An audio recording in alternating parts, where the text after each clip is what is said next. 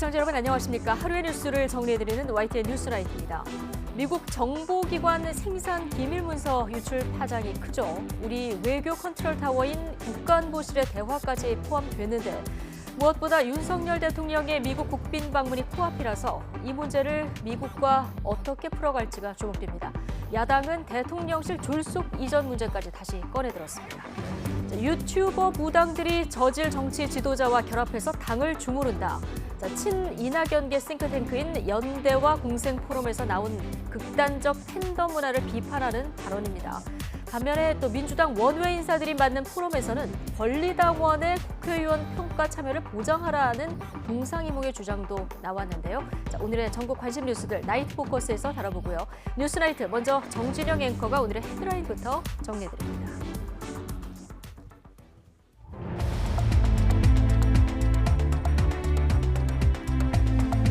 4월 10일 월요일 뉴스나이트 주요 뉴스입니다. 윤석열 대통령의 방미를 앞두고 터진 미국의 감청 의혹에 대해서 대통령실은 상황 파악이 끝나면 미국에 합당한 조치를 요청하겠다고 밝혔습니다.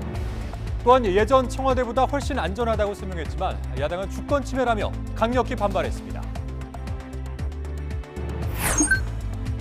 이낙연 전 민주당 대표가 장인상으로 일시 귀국한 가운데 개파 의원들이 팬덤 정치를 맹비난하는 발언들을 쏟아냈습니다.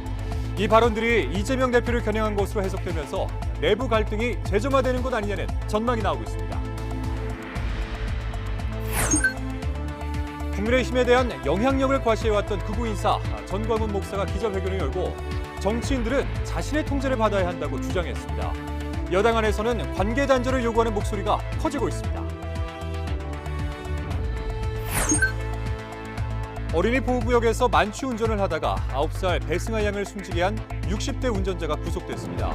충북 충주에선 술에 취한 채 중앙선을 넘나들며 고개 운전을 하던 음주운전자가 택시기사의 추격 끝에 붙잡혔습니다.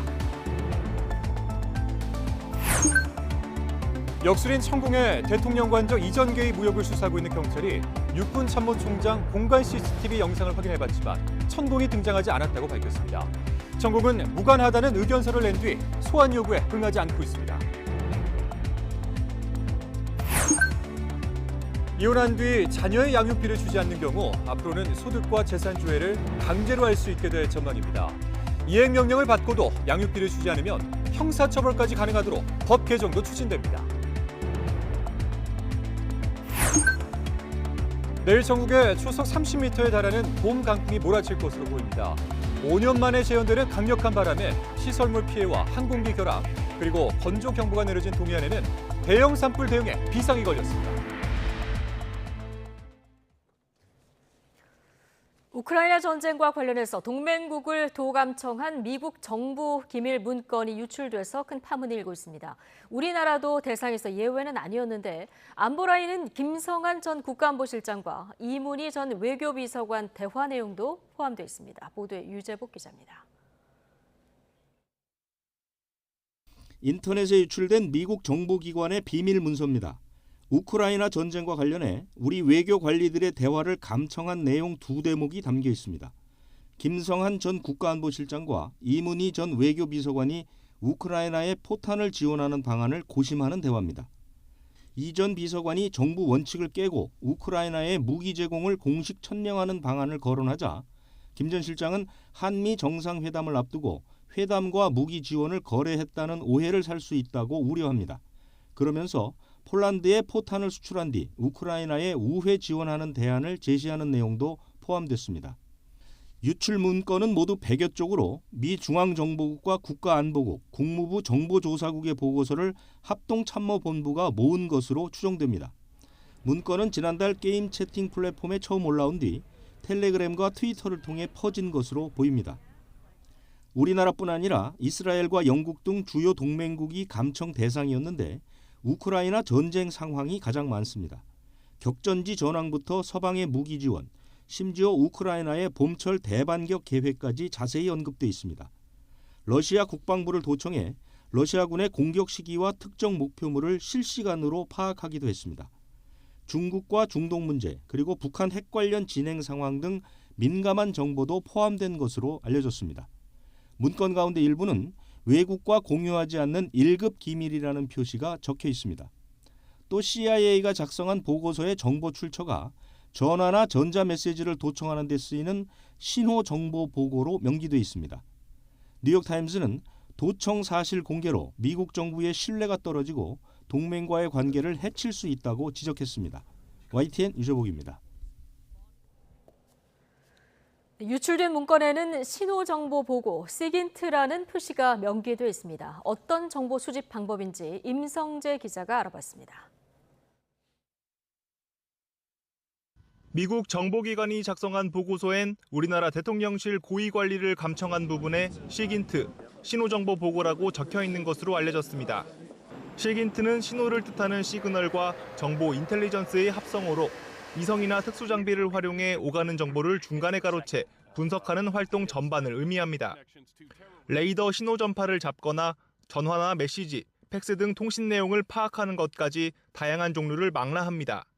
창문 떨림으로 하는 거하고 그다음에 우리가 핸드폰 썼을 때 그 무선파 잡아서 감청하는 거하고 그거 두 가지가 제일 많을 겁니다.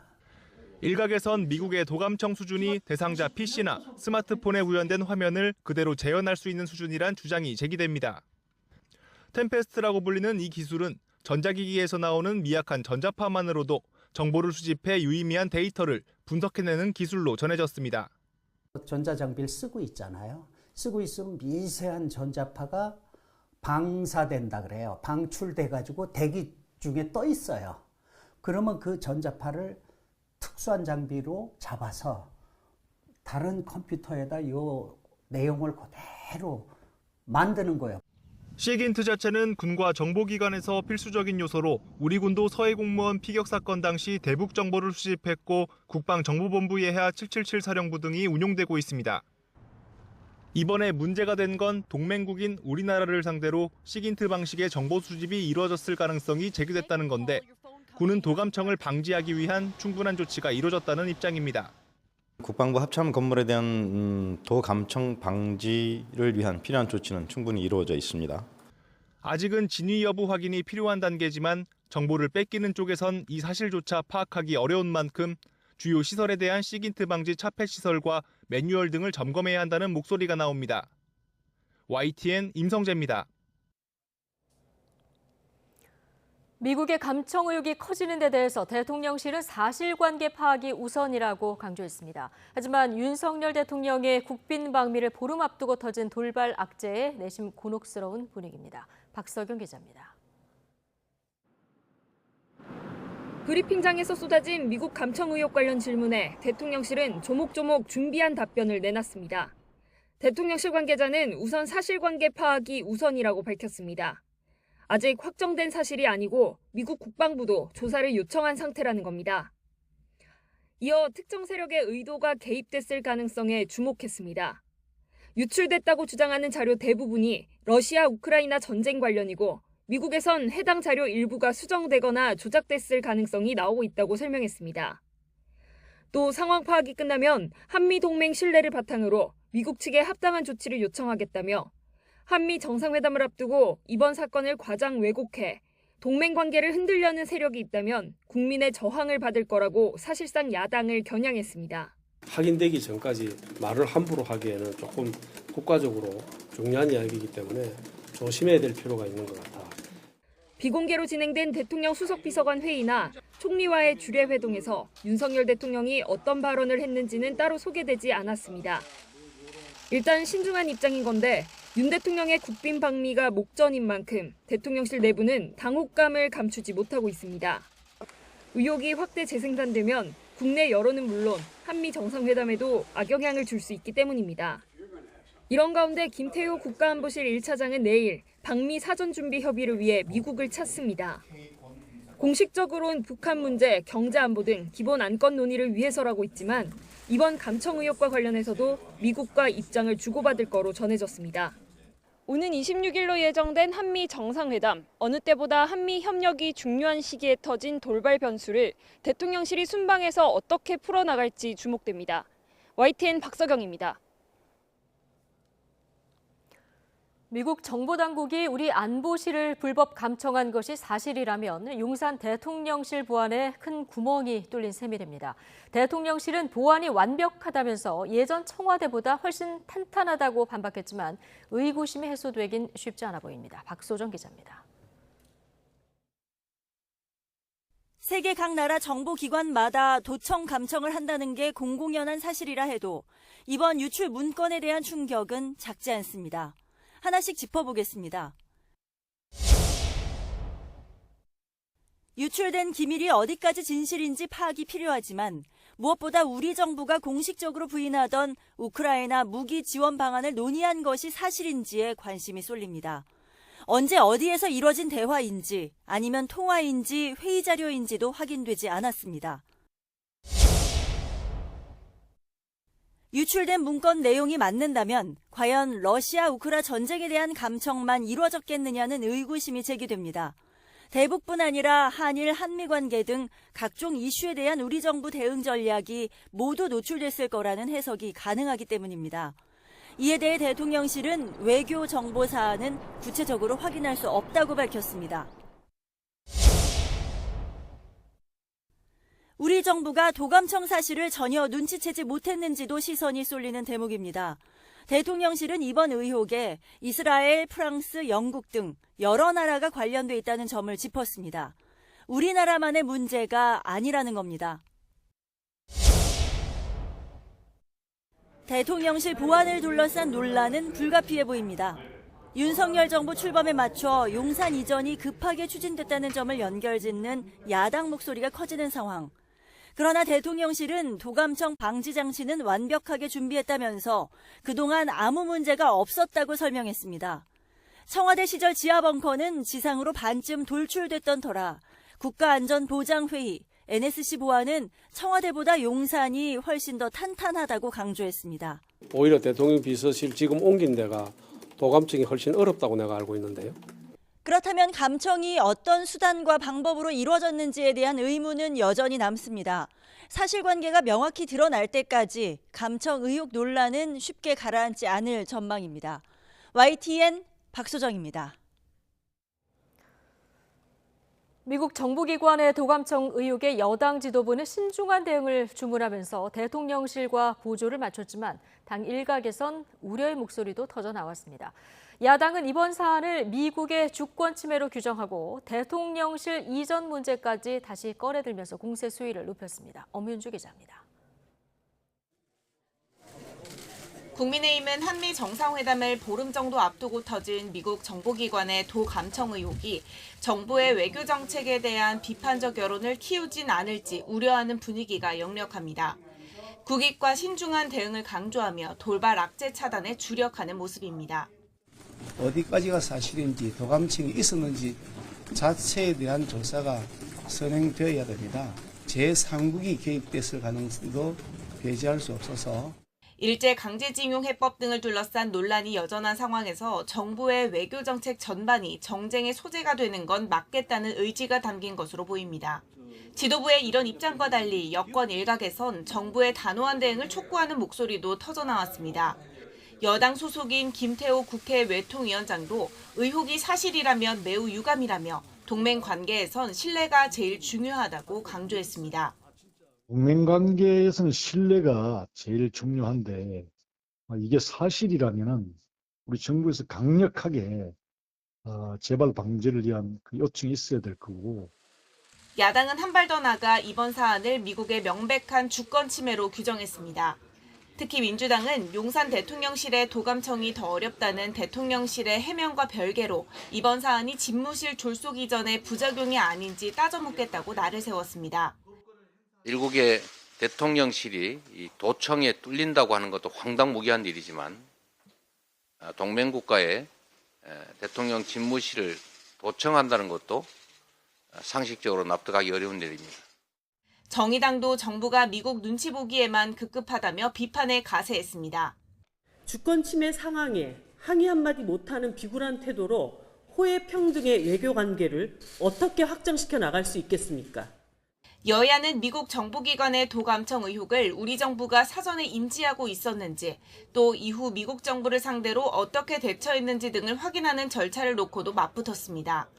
운영위와 정보위, 국방위 등 소관상임위의 개최 범위와 출석 인사 등을 놓고 평행선을 달리고 있는데 양측의 이견차가 큰 만큼 접점을 찾기는 쉽지 않아 보입니다. YTN 엄윤주입니다. 미국의 기밀 추정 문건이 온라인에서 무더기 유출된 것과 관련해서 이스라엘과 프랑스 등은 문건 속 도청 내용이 허위 정보라고 전면 부인했습니다. 영국 일간지 가디언 등에 따르면 베냐민 네타냐후 이스라엘 총리실은 성명을 내고 기밀 문서 가운데 자국 대외 정보기관 모사드가 정부의 사법개혁 반대 시위 참여를 촉구했다는 내용을 부인했습니다. 총리실은 성명에서 모사드와 고위 인사들은 시위 문제에 전혀 관여하지 않으며 모사드 설립 때부터 이어져 내려온 국가에 대한 봉사라는 가치에 전념하고 있다고 밝혔습니다. 프랑스도 앞서 9일 자국군이 우크라이나에 있다고 지목한 문건 내용을 부인했습니다. 다음 소식입니다. 당직 개편 이후 당 내용이 잦아드나 싶었던 더불어민주당에서는 이낙연 전 대표의 일시 귀국 뒤로 묘한 분위기가 감지되고 있습니다. 오늘 이낙연계 모임에서 이재명 대표를 겨냥한 듯 이 팬덤 정치를 맹비난하는 발언들이 쏟아졌는데 당내에서는 계파 갈등이 재점화되는 것 아니냐는 우려 섞인 전망도 나오고 있습니다. 박기환 기자의 보도입니다. 이낙연계 싱크탱크 연대와 공생 심포지엄에선 시작부터 당내 강성 지지층, 이른바 개딸을 겨냥한 거센 비판이 터져나왔습니다. 팬덤에게 맡길 수 없잖아요. 이렇게 이런 사람들을 선동을 하는 저질 지도자들한테 맡길 수는 없습니다. 그러면서 일부 저질 정치 지도자가 무당급 유튜버들과 연관돼 있어 이들에게 나라를 맡길 수 없고 이를 끊기 위한 결단이 필요하다고 주장했습니다. 승자 독식의 정치 문화부터 바꿔야 한다며 선거법 개정이 대안으로 거론됐지만 자칫 이낙연 역할론으로 해석될 수 있는 발언도 나왔습니다. 지금 이낙연 대표께서 안 계시지만 어떻게 보면 이 연대와 공생이 던지는 이런 과제들은 앞으로 우리가 더 힘을 모아서 최근 당직 개편 이후 잦아든 이재명 대표 리더십 논란이 검찰 수사나 재판 등으로 언제든 다시 불붙을 수 있는 상황에서 이낙연 전 대표가 장인상으로 일시 귀국하면서 당내에선 비명계 결집 가능성까지 흘러나오고 있습니다. 비명계 측에선 확대 해석에 선을 긋고 있지만 어디로 튈지 모르는 이 대표 사법 리스크에 이낙연 역할론의 불씨마저 완전히 사라진 건 아니라는 분석도 나옵니다. 이재명 대표 아주 명료하게 의원들 앞에서 말씀을 했어요. 총선 승리를 위해서라면 내가 할 수 있는 일은 무엇이든지 하겠다. 네. 물론 아직까진 이 대표 단일 대우 체제로 대여 공세를 강화할 수밖에 없다는 의견이 많은 것도 사실입니다. 특정 계파의 입장에 서서 하는 것보단 하나는 민주당이 마지막 내년 총선에서 이기는 것이 우리 사회, 특히 윤석열 정부의 폭주를 막을 수 있는 유일한 버팀목이라 이렇게 보고 있고요. 네네. 이 대표가 당직 개편 이후 당 내용이 일시 잦아들며 당장의 위기는 일단 넘겼다는 평가가 나옵니다. 하지만 오는 6월 이낙연 전 대표의 완전한 귀국을 전후로 검찰 수사 상황과 함께 공천 신경전 여부 등에 따라 어떤 국면이 펼쳐질지는 아직 가늠하기 어렵다는 게 대체적인 분석입니다. YTN 박견입니다. 백현동 개발 의혹을 수사하고 있는 검찰이 당시에 로비스트 역할을 했던 김인섭 전 대표를 소환 조사했습니다. 검찰은 김 전 대표가 당시 성남시장이던 이재명 대표를 상대로 어떤 청탁을 했는지 집중적으로 추궁한 것으로 알려졌습니다. 김다영 기자입니다. 백현동 개발 과정에서 로비스트 역할을 한 김인섭 전 한국하우징기술 대표가 피의자 신분으로 검찰에 불려나왔습니다. 과거 백현동 사업 시행사인 아시아 디벨로퍼에 용도 변경 같은 인허가를 해결해준 대가로 35억 원을 챙긴 혐의입니다. 검찰은 김 전 대표의 측근인 부동산 개발업자 김모 씨도 함께 불러 사업에 도움을 준 경위와 금품 사용처 등을 추궁한 거로 알려졌습니다. 백현동 특혜 의혹은 이재명 민주당 대표가 성남시장이던 지난 2015년 김 전 대표가 아시아 디벨로퍼에 영입된 뒤 성남시가 한 번에 사업 부지 용도를 4단계나 높여줬다는 게 핵심입니다. 검찰은 경찰로부터 사건을 넘겨받은 뒤 지난 2월 성남시청과 성남도시개발공사, 아시아 디벨로퍼 등 40여 곳을 상대로 대대적 압수수색을 벌였고 측근 김 씨부터 신병 확보 시도에 나섰습니다. 검찰은 과거 이 대표의 선거대책본부장을 지냈던 김 전 대표가 김 씨와 공모해 성남시와 시행사 사이에서 다리 역할을 했다고 의심하고 있는데 김 씨의 구속영장 청구서에도 이 같은 정황이 담겨 있습니다. 검찰은 김 전 대표가 이 대표와 정진상 전 실장을 상대로 인허가 청탁을 하면 김 씨는 성남시 공무원을 상대로 요구사항을 전달하는 등 역할을 나눠 로비 작업을 했다고 적시한 거로 전해졌습니다. 검찰은 조사 내용을 토대로 이미 한 차례 구속영장이 기각된 김 씨뿐만 아니라 김 전 대표에 대한 영장 청구 여부를 검토할 방침입니다. 또 백현동 사업 시기 김 전 대표와 100차례 넘게 통화를 한 사실이 드러난 정 전 실장과 사업 최종 결재권자인 이 대표에 대한 조사도 불가피하다는 전망이 나옵니다. YTN 김다연입니다. 국민의힘에 대한 자신의 영향력을 과시해왔던 전광훈 목사가 급기야 기자회견을 열고 자신의 통제를 받으라고 주장했습니다. 논란이 커지자 해당 발언은 정정했는데 당내에서는 극우 인사와 관계를 끊어야 한다는 지적이 잇따르고 있습니다. 권남기 기자입니다. 극우 인사로 꼽히는 전광훈 목사가 기자회견을 자청해 정치인에 대한 종교인의 통제가 필요하다고 목소리를 높였습니다. 뒤늦게 정당에 조언하겠다는 의미라며 정정 자료를 냈지만 파장은 컸습니다. 자신을 축출하라며 나를 세운 황교안 전 대표와 홍준표 대구시장을 겨냥한 데 이어 내년 총선에서 국민의힘에 영향력을 행사하겠다는 의지도 내비쳤기 때문입니다. 홍준표 또 시장님, 황교안 전 대표님 하시는 말씀 보세요. 저게 통제되는 말입니까 저게? 그래서 전광훈 목사의 통제를 받아야 되는 거예요. 다음 돌아오는 총선에서 200석을 서포트하는 것이 한국교회 목표입니다. 전 목사가 거침없는 주장을 이어가자 당의 수장인 김기현 대표는 불쾌한 기색을 숨기지 않았습니다. 그 사람 우리 땅 담은 거 아닌데. 전광훈 목사의 존재감만 키워줄 수 있다는 판단에 따라 직접적인 대응은 일단 자제한 것으로 보이는데 대신 다른 지도부가 나섰습니다. 최고위원회의에서 경고 발언이 공개적으로 터져나왔습니다.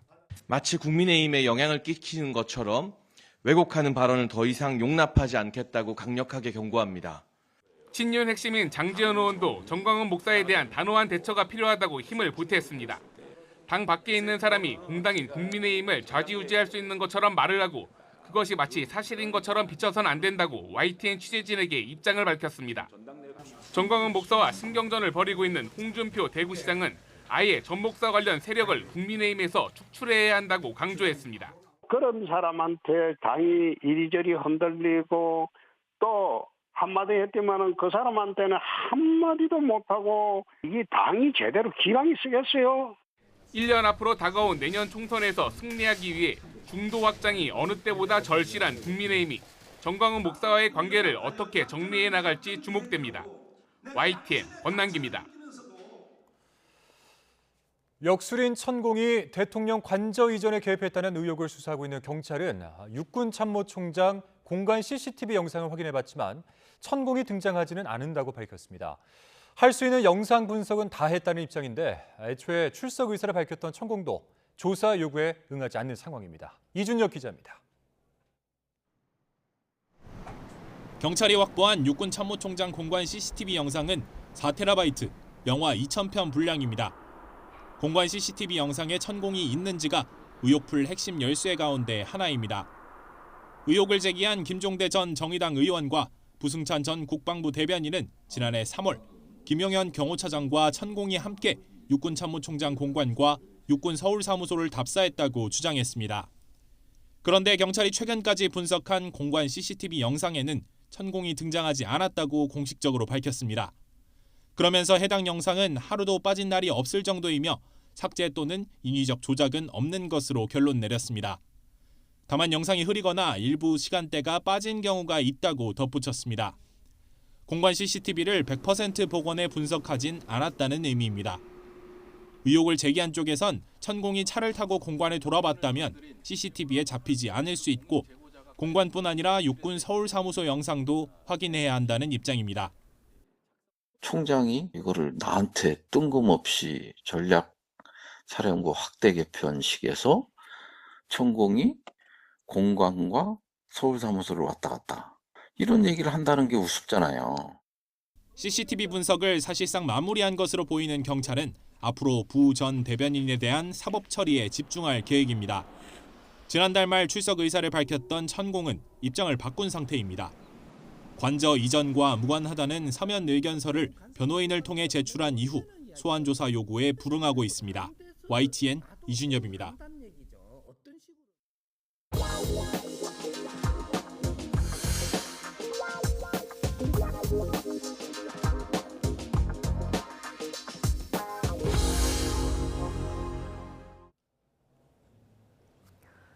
만취 상태로 운전하다가 어린이 보호구역에서 초등학생 4명을 쳐 1명을 숨지게 한 남성이 구속됐습니다. 시민들은 사고 현장을 찾아 숨진 배승아 양을 추모하면서 어린이 보호구역에 안전 울타리 하나 없는 우리 현실을 지적했습니다. 양동훈 기자입니다.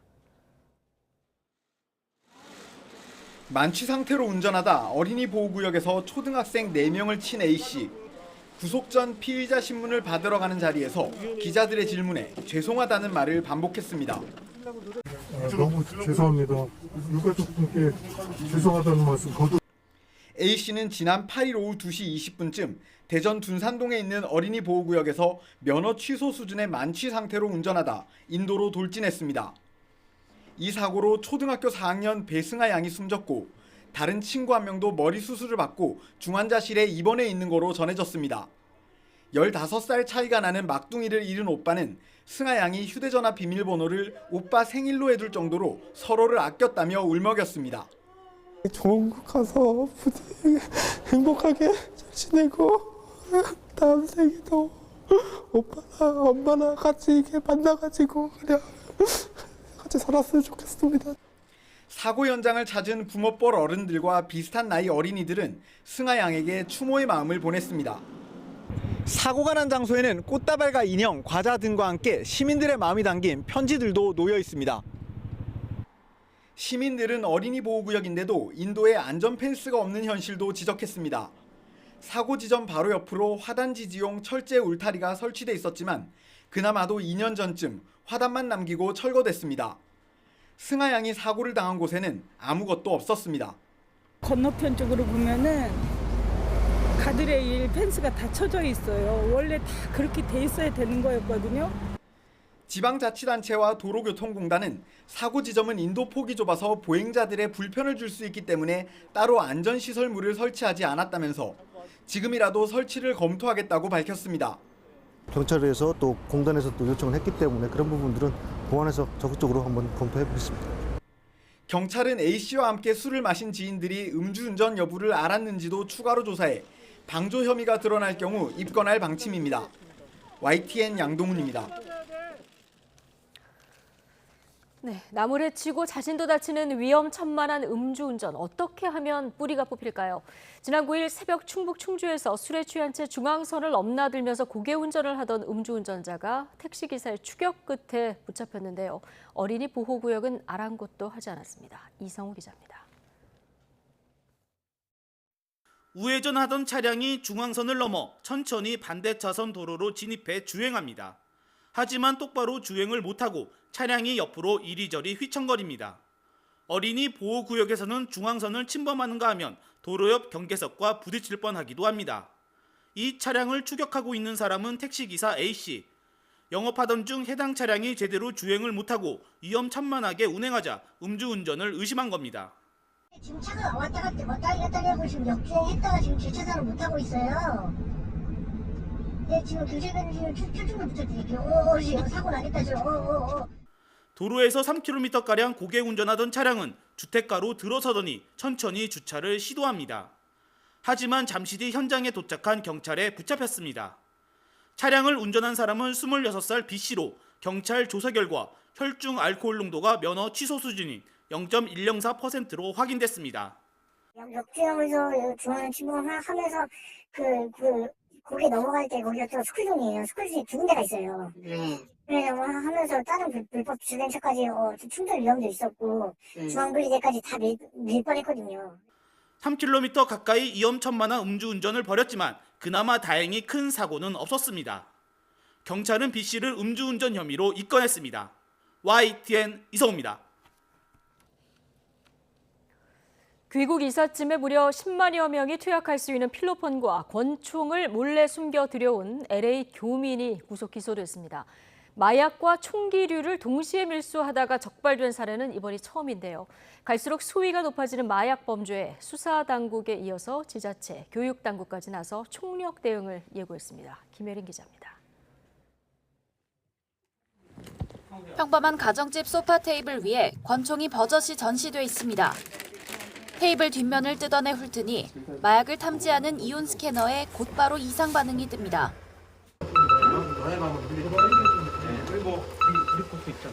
테이블 주인은 49살 장모 씨.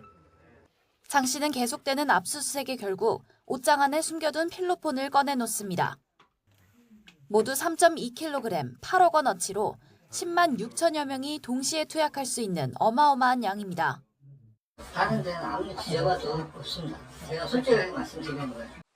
15년 동안 미국에서 살며 마약 판매상으로 생활하다가 부모님의 병환을 이유로 귀국한 장 씨는 귀국 전 미국 마약 조직원에게 산 필로폰을 이삿짐에 숨겨 국내로 들여온 것으로 파악됐습니다. 부산항을 통해 들어온 이삿짐엔 마약뿐만 아니라 장 씨가 미국에서 쓰던 실제 권총과 실탄까지 들어있었습니다. 장 씨는 국내 마약상과 접촉하며 마약 판로를 물색한 데 이어 필로폰을 직접 흡입하기도 한 것으로 조사됐습니다. 서울중앙지검 마약범죄특별수사팀은 2022년 9월 미국으로부터 이삿짐으로 위장하여 필로폰 및 총기류를 국내로 들여온 마약 및 총기 밀수 사범을 검거하여 금일 구속 기소하였습니다. 이처럼 하루가 멀다고 적발되는 마약 밀수, 투약 범죄에 이어 최근엔 청소년들을 겨냥한 신종 마약 피싱까지. 마약 확산세를 막지 못하면 더는 되돌릴 수 없다는 우려가 커지면서 당국은 수사, 행정 역량이 총동원된 마약 수사 컨트롤 타워를 꾸리기로 했습니다. 검찰, 또 경찰청, 관세청, 교육부, 식품의약품안전처, 서울특별시는 범정부 수사 행정 역량을 총 결집하여 전국 마약 수사의 컨트롤 타워인 마약범죄 특별수사본부를 구성 운영하기로 하였습니다. 마약 수사 전담 인력 840명이 참여하는 마약 범죄 특별수사본부는 수사 착수부터 재판까지 기관별로 공동 대응해 마약 밀수 출입과 인터넷 마약 유통, 청소년 대상 마약 공급을 집중 단속할 방침입니다.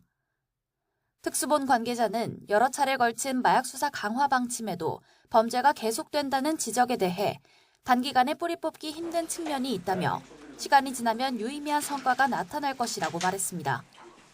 YTN 김혜린입니다. 고등학생들에게 마약이 들어간 음료를 나눠준 신종 마약 피싱 사건과 관련해서 범행을 지시하고 주도한 윗선 2명이 중국에 체류하고 있는 것으로 파악됐습니다. 경찰은 중국에 거점을 둔 보이스피싱 조직이 범행에 깊숙이 개입한 것으로 보고 있습니다. 황보혜경 기자입니다. 텔레그램을 통해 구매한 필로폰을 우유에 섞어 이른바 마약 음료를 만든 혐의로 붙잡힌 20대 남성 길모 씨. 중국에 있는 지인의 말에 따라 음료를 제조한 거라고 경찰에 진술했습니다. 경찰은 범행 전 중국으로 출국한 20대 한국인 남성 이모 씨를 범행을 지시하고 기획한 윗선으로 특정했습니다. 정확히 누구에게 지시받으셨나요? 피해자들에게 하실 말씀 없습니까? 중국 국적 30대 박모 씨가 중국 현지에서 범행에 가담한 사실도 확인됐습니다. 경찰은 이 씨와 박 씨 모두 중국에서 활동하는 보이스피싱 조직원이라고 보고 있습니다. 또 국내 중간관리책인 길 씨와 마약 음료를 나눠주는 역할을 맡은 아르바이트생 가운데 20대 여성 1명 역시 과거 보이스피싱 범죄에 연루된 적이 있는 것으로 파악됐습니다. 뿐만 아니라 마약 음료를 받아간 피해자들에게 중국에서 협박 전화를 걸면 발신지를 국내로 조작한 혐의를 받는 30대 남성 김모 씨 역시 보이스피싱 조직과 연결고리가 있었습니다. 중계기를 운영한 대가로 보이스피싱 조직원에게 2천만 원을 받은 혐의가 드러난 겁니다. 경찰은 중국에 거점을 둔 보이스피싱 조직이 이번 신종 마약 피싱에 관여한 것으로 판단하고 중국과 공조해 여권 무효화나 체포영장 발부 절차를 밟기로 했습니다. 아울러 시음행사 아르바이트 모집글을 게시한 인물을 비롯해 국내에 공범이 더 있는지도 계속 조사할 방침입니다. 길씨가 만들었다고 주장하는 마약 음료는 모두 100병. 이 가운데 18병이 서울 강남 학원가에 건네져 학생과 부모 등 8명이 음료를 마신 거로 집계됐습니다. 개봉되지 않은 음료 36병을 압수한 경찰은 나머지 40여 병은 지시를 받고 버렸단 아르바이트생들의 말이 사실인지도 파악하고 있습니다. YTN 황보혜경입니다. 중국에서 우리나라 휴대전화를 중계기로 이용해서 전화 금융 사기를 벌여서 26억 원을 챙긴 일당이 경찰에 적발됐습니다. 원룸이나 차량 등에 중계기를 설치했다가 경찰에 적발되는 사례가 잇따르자 최근에는 땅속에 묻어두는 수법까지 등장했습니다. 보도에 차상은 기자입니다. 갈대밭에 묻혀있는 플라스틱 상자. 흙을 걷어내 덮개를 열어보니 배터리와 함께 작동 중인 통신 장비들이 들어있습니다. 중국에 있는 전화금융 사기 조직원과 피해자를 010 번호로 연결해주는 중계 장비입니다. 스마트폰을 원룸이나 차량 등에 숨겨두고 중계기로 쓰는 게 일반적이지만 경찰에 들키는 일이 잦다 보니 땅속에 묻어 숨기는 수법까지 등장했습니다. 인적이 드문 갈대밭이나 노상이기 때문에 경찰에 적발될 가능성이 적기 때문에 이러한 방식으로 범행하였습니다. 사기 조직이 금융기관이나 검찰, 자녀 등으로 속였는데 확인된 피해자만 45명, 피해 금액은 24억 원에 달합니다. 010 평범한 전화였어요. 이자를 싸게 준다 해가지고요. 정부 지원금이라 해가지고 저희는 정말 정부 지원금인 줄 알고 이자가 뭐 1.2%, 1.4%. 중계기를 이용한 사기에는 모두 19명이 가담했습니다. 윗선으로부터 중계 장비를 건네받고 전원이 꺼지지 않도록 관리하는 대가로 많게는 한 달에 300만 원을 받았습니다. 고수익 아르바이트 광고를 보고 범죄에 가담한 사람이 대부분이었습니다. 일당 가운데 9명을 구속한 경찰은 최근 중국에서 24억 원을 챙긴 혐의로 국내에 송환한 전화금융사기 조직과 관련이 있는 것으로 보고 연결고리를 찾고 있습니다. YTN 차상입니다. 대한변호사협회가 재판에 거듭 불출석해 패소한 권경혜 변호사에 대해서 공식 조사를 개시하며 본격적인 징계 절차에 착수했습니다. 이번 일로 패소하게 된 피해 학생 어머니는 자신이 권 변호사에게 손을 내밀었다는 보도는 사실이 아니라며 이번 주 안으로 권 변호사를 상대로 손해배상 소송을 제기할 것이라고 밝혔습니다. 최민기 기자입니다. 변협이 권경혜 변호사에 대해 본격적인 징계 절차에 착수했습니다. 변협은 상임이사회를 열어 협회장 직권으로 권 변호사를 조사위원회에 붙여 이번 사안에 대한 조사를 개시했습니다. 변협은 권 변호사로부터 경위서를 제출받아 조사 과정과 징계위원회 심의를 거쳐 징계를 결정할 예정입니다. 최종 결론까지는 앞으로 서너 달 정도 걸릴 것으로 보입니다. 변협은 이번 사안의 엄정한 조사는 물론이고 재발 방지를 위해 모든 조처를 취할 것이라고 밝혔습니다. 또 권 변호사가 본인 사건에 태만했던 것과 달리 조국 흑서 공동저자로 이름을 알릴 만큼 대외 활동이 활발했던 점을 겨냥해 변호사가 본업을 소홀히 하지 않도록 윤리교육을 강화할 것이라고도 강조했습니다. 이 사안 자체가 전체 변호사의 신뢰 문제로 연결될 수 있기 때문에 피해자 유족 가족들에게 큰 위로의 말씀과 그다음에 유감의 얘기를 전달하고 싶고요. 이번 사건을 권 변호사에게 맡겼다 패소당한 학교폭력 피해 학생 어머니 이기철 씨는 자신이 권 변호사에게 손을 내밀었다는 내용의 언론 보도는 사실이 아니라고 일축했습니다. 최근 권 변호사에게 고맙습니다라는 문자도 받았는데 짐작하건대 관련 보도를 보고 보낸 것 같다며 대체 뭐가 고맙다는 건지 황당하다고 밝혔습니다. 공동의 변양 보도 멈춰야 뭐 이런 것들 나갔잖아요. 그런 게 고맙다고 하신 것 같아요. 그냥 그렇게 이해하고 나한테 고맙습니다 이렇게 단문장으로 얘기를 해야 될 일인가? 이 씨는 또 권 변호사를 상대로 손해배상 소송도 제기할 것이라고 밝혔습니다. 이 소송은 자신에게 아무 의미가 없지만 재판부가 이번 일에 어떤 판단을 내릴지 확인하려고 하는 것이라고 설명했습니다. 이어 법조인의 잘못에는 그토록 관대한 건지 왜 피해자만 또다시 희생돼야 하는지 묻고 싶다고 호소하기도 했습니다. 이 씨의 소송 대리를 맡은 양승철 변호사는 법률 쟁점을 검토해 되도록 이번 주 안으로 권 변호사에 대한 소송을 제기하겠다고 강조했습니다. YTN 최민기입니다. 고 박원순 전 서울시장의 유족 측 대리를 맡았던 정철승 변호사가 후배 변호사를 성추행한 혐의로 고소당해 경찰 수사를 받게 됐습니다. 대한변호사협회는 오늘 오전 정 변호사와 관련한 고소장이 경찰에 접수된 사실을 확인했다며 이번 사안을 엄중히 인식하고 있다고 밝혔습니다. 고소장에는 정 변호사가 지난달 27일 밤 서울 서초구의 주점에서 손을 뻗어 후배 여성 변호사 A씨의 신체 부위를 누르고 반복적으로 손을 요구해 만졌다는 내용 등이 담겼습니다. 정 변호사는 이에 대해서 황당한 얘기로 A씨 근처에 잔을 치워주거나 손 얘기를 하기에 잡은 것일 뿐이라며 악의적인 고소엔 명예훼손으로 맞고소할 방침이라고 반박했습니다. 이혼한 뒤 자녀 양육비를 주지 않는 경우 앞으로는 소득과 재산 조회를 강제로 할 수 있게 될 것으로 보입니다. 이행 명령을 받고도 양육비를 주지 않으면 형사처벌까지 가능하도록 법 개정도 추진됩니다. 김평정 기자입니다.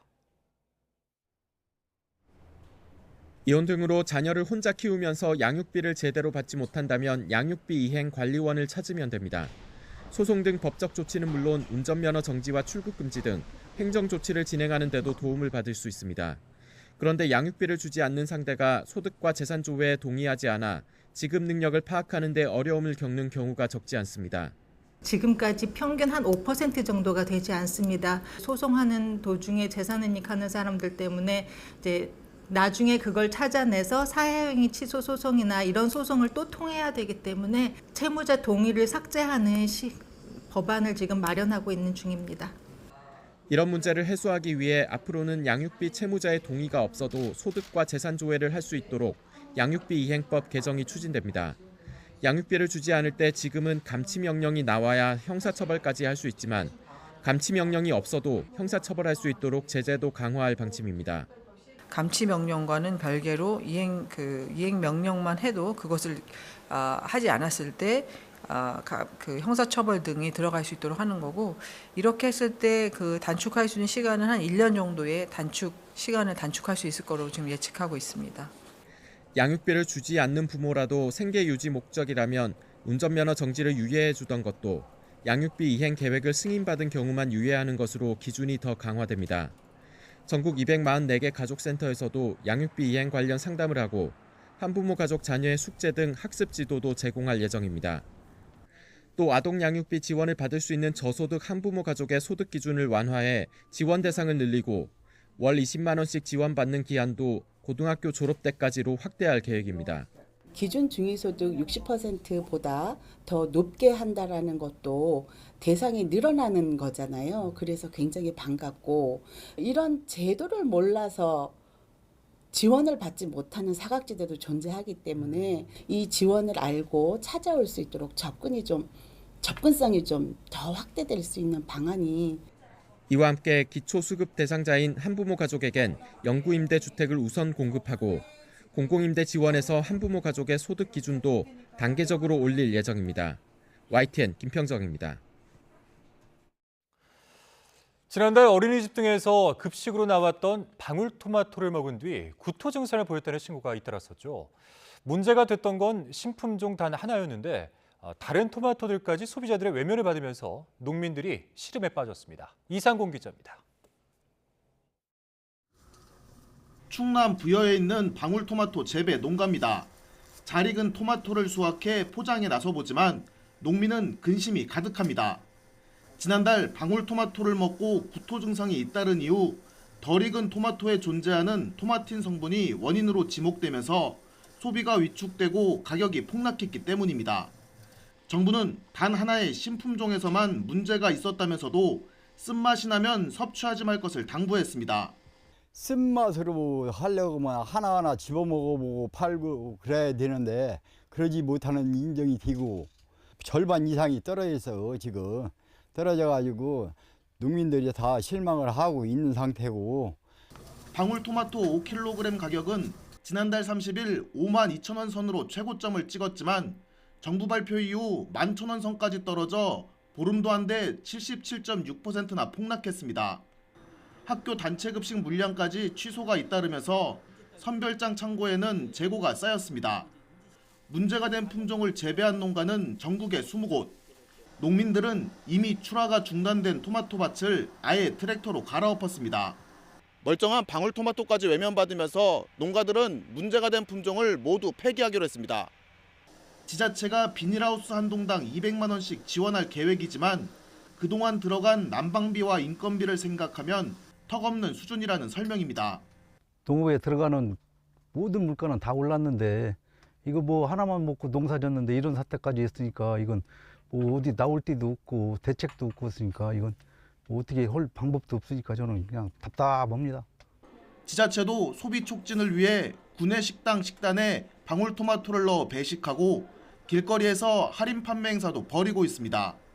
우리 부여군 관내라도 교육청과 협의해서 초중고 급식소에서 방울토마토를 안심하고 먹을 수 있도록 재빨리 조치를 하고요. 무엇보다도 중앙부처에 중앙정부에 건의를 해서 방울토마토가 본격적인 출하 시기를 맞은 가운데 농민들은 하루빨리 소비가 되살아나길 기원하고 있습니다. YTN 이상곤입니다. 내일까지 전국에 초속 30m에 달하는 봄 강풍이 몰아칠 것으로 보입니다. 5년 만에 재현되는 강력한 바람에 시설물 피해와 대형 산불 대응에 비상이 걸렸습니다. 정혜용 기자입니다. 인천대교를 지나던 탑차가 넘어져 중앙분리대에 걸쳐졌습니다. 김포공항에 세워져 있던 경비행기도 조정석 앞부분이 부러진 채 완전히 뒤집혔습니다. 비닐하우스 천장이 날아가고 건물 외장재가 떨어져 나간 곳도 있습니다. 2018년 4월 10일 초속 20m가 넘는 돌풍이 남긴 피해입니다. 그런데 5년 만에 이와 비슷한 강력한 봄 강풍이 재현됩니다. 남쪽의 고기압이 북쪽의 저기압이 자리 잡는 남고북저의 기압 배치가 원인입니다. 이렇게 되면 내륙에는 초속 20m의 강력한 서풍이, 동해안에는 양간지풍으로 인해 초속 30m의 돌풍이 만들어지는 겁니다. 남구 북저 형태의 기압 배치가 나타난 2018년 4월 10일에도 초속 20m 이상의 강풍이 전국에 나타나며 지하철이 멈추거나 첨탑이 무너지는 등의 피해가 속출했습니다. 이번도 비슷한 시기에 비슷한 기압계 배치가 나타나며 강풍에 대한 피해가 우려됩니다. 시설물 피해와 항공기 결항, 그리고 건조경보가 내려진 동해안에는 대형 산불이 우려됩니다. 이와 함께 내일 낮에는 전국에 천둥 번개를 동반한 요란한 봄비가 지날 것으로 보입니다. 특히 비를 뿌리는 저기압이 황사가 발생한 지역을 통과하면서 흙비가 내릴 수도 있습니다. 또 비가 그친 뒤에는 황사가 나타나면서 대기질이 악화할 가능성도 큽니다. 5년 전에는 봄 강풍만 있었다면 이번에는 요란한 비에 황사까지 겹쳐 큰 불편이 우려됩니다. YTN 정혜윤입니다.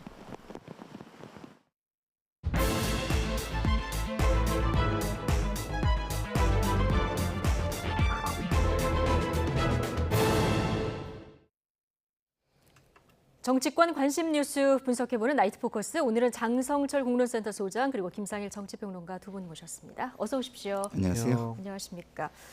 자, 미 정보 당국의 정말 여러 나라에 대한 동시다발적인 도감청 의혹이 불거지면서 파장이 큽니다. 우리나라도 뭐 무관치 않은데 얼마 전에 사퇴한 김성환 전 국가안보실장 그리고 이문희 전 외교비서관 대화도 담겨 있는데요.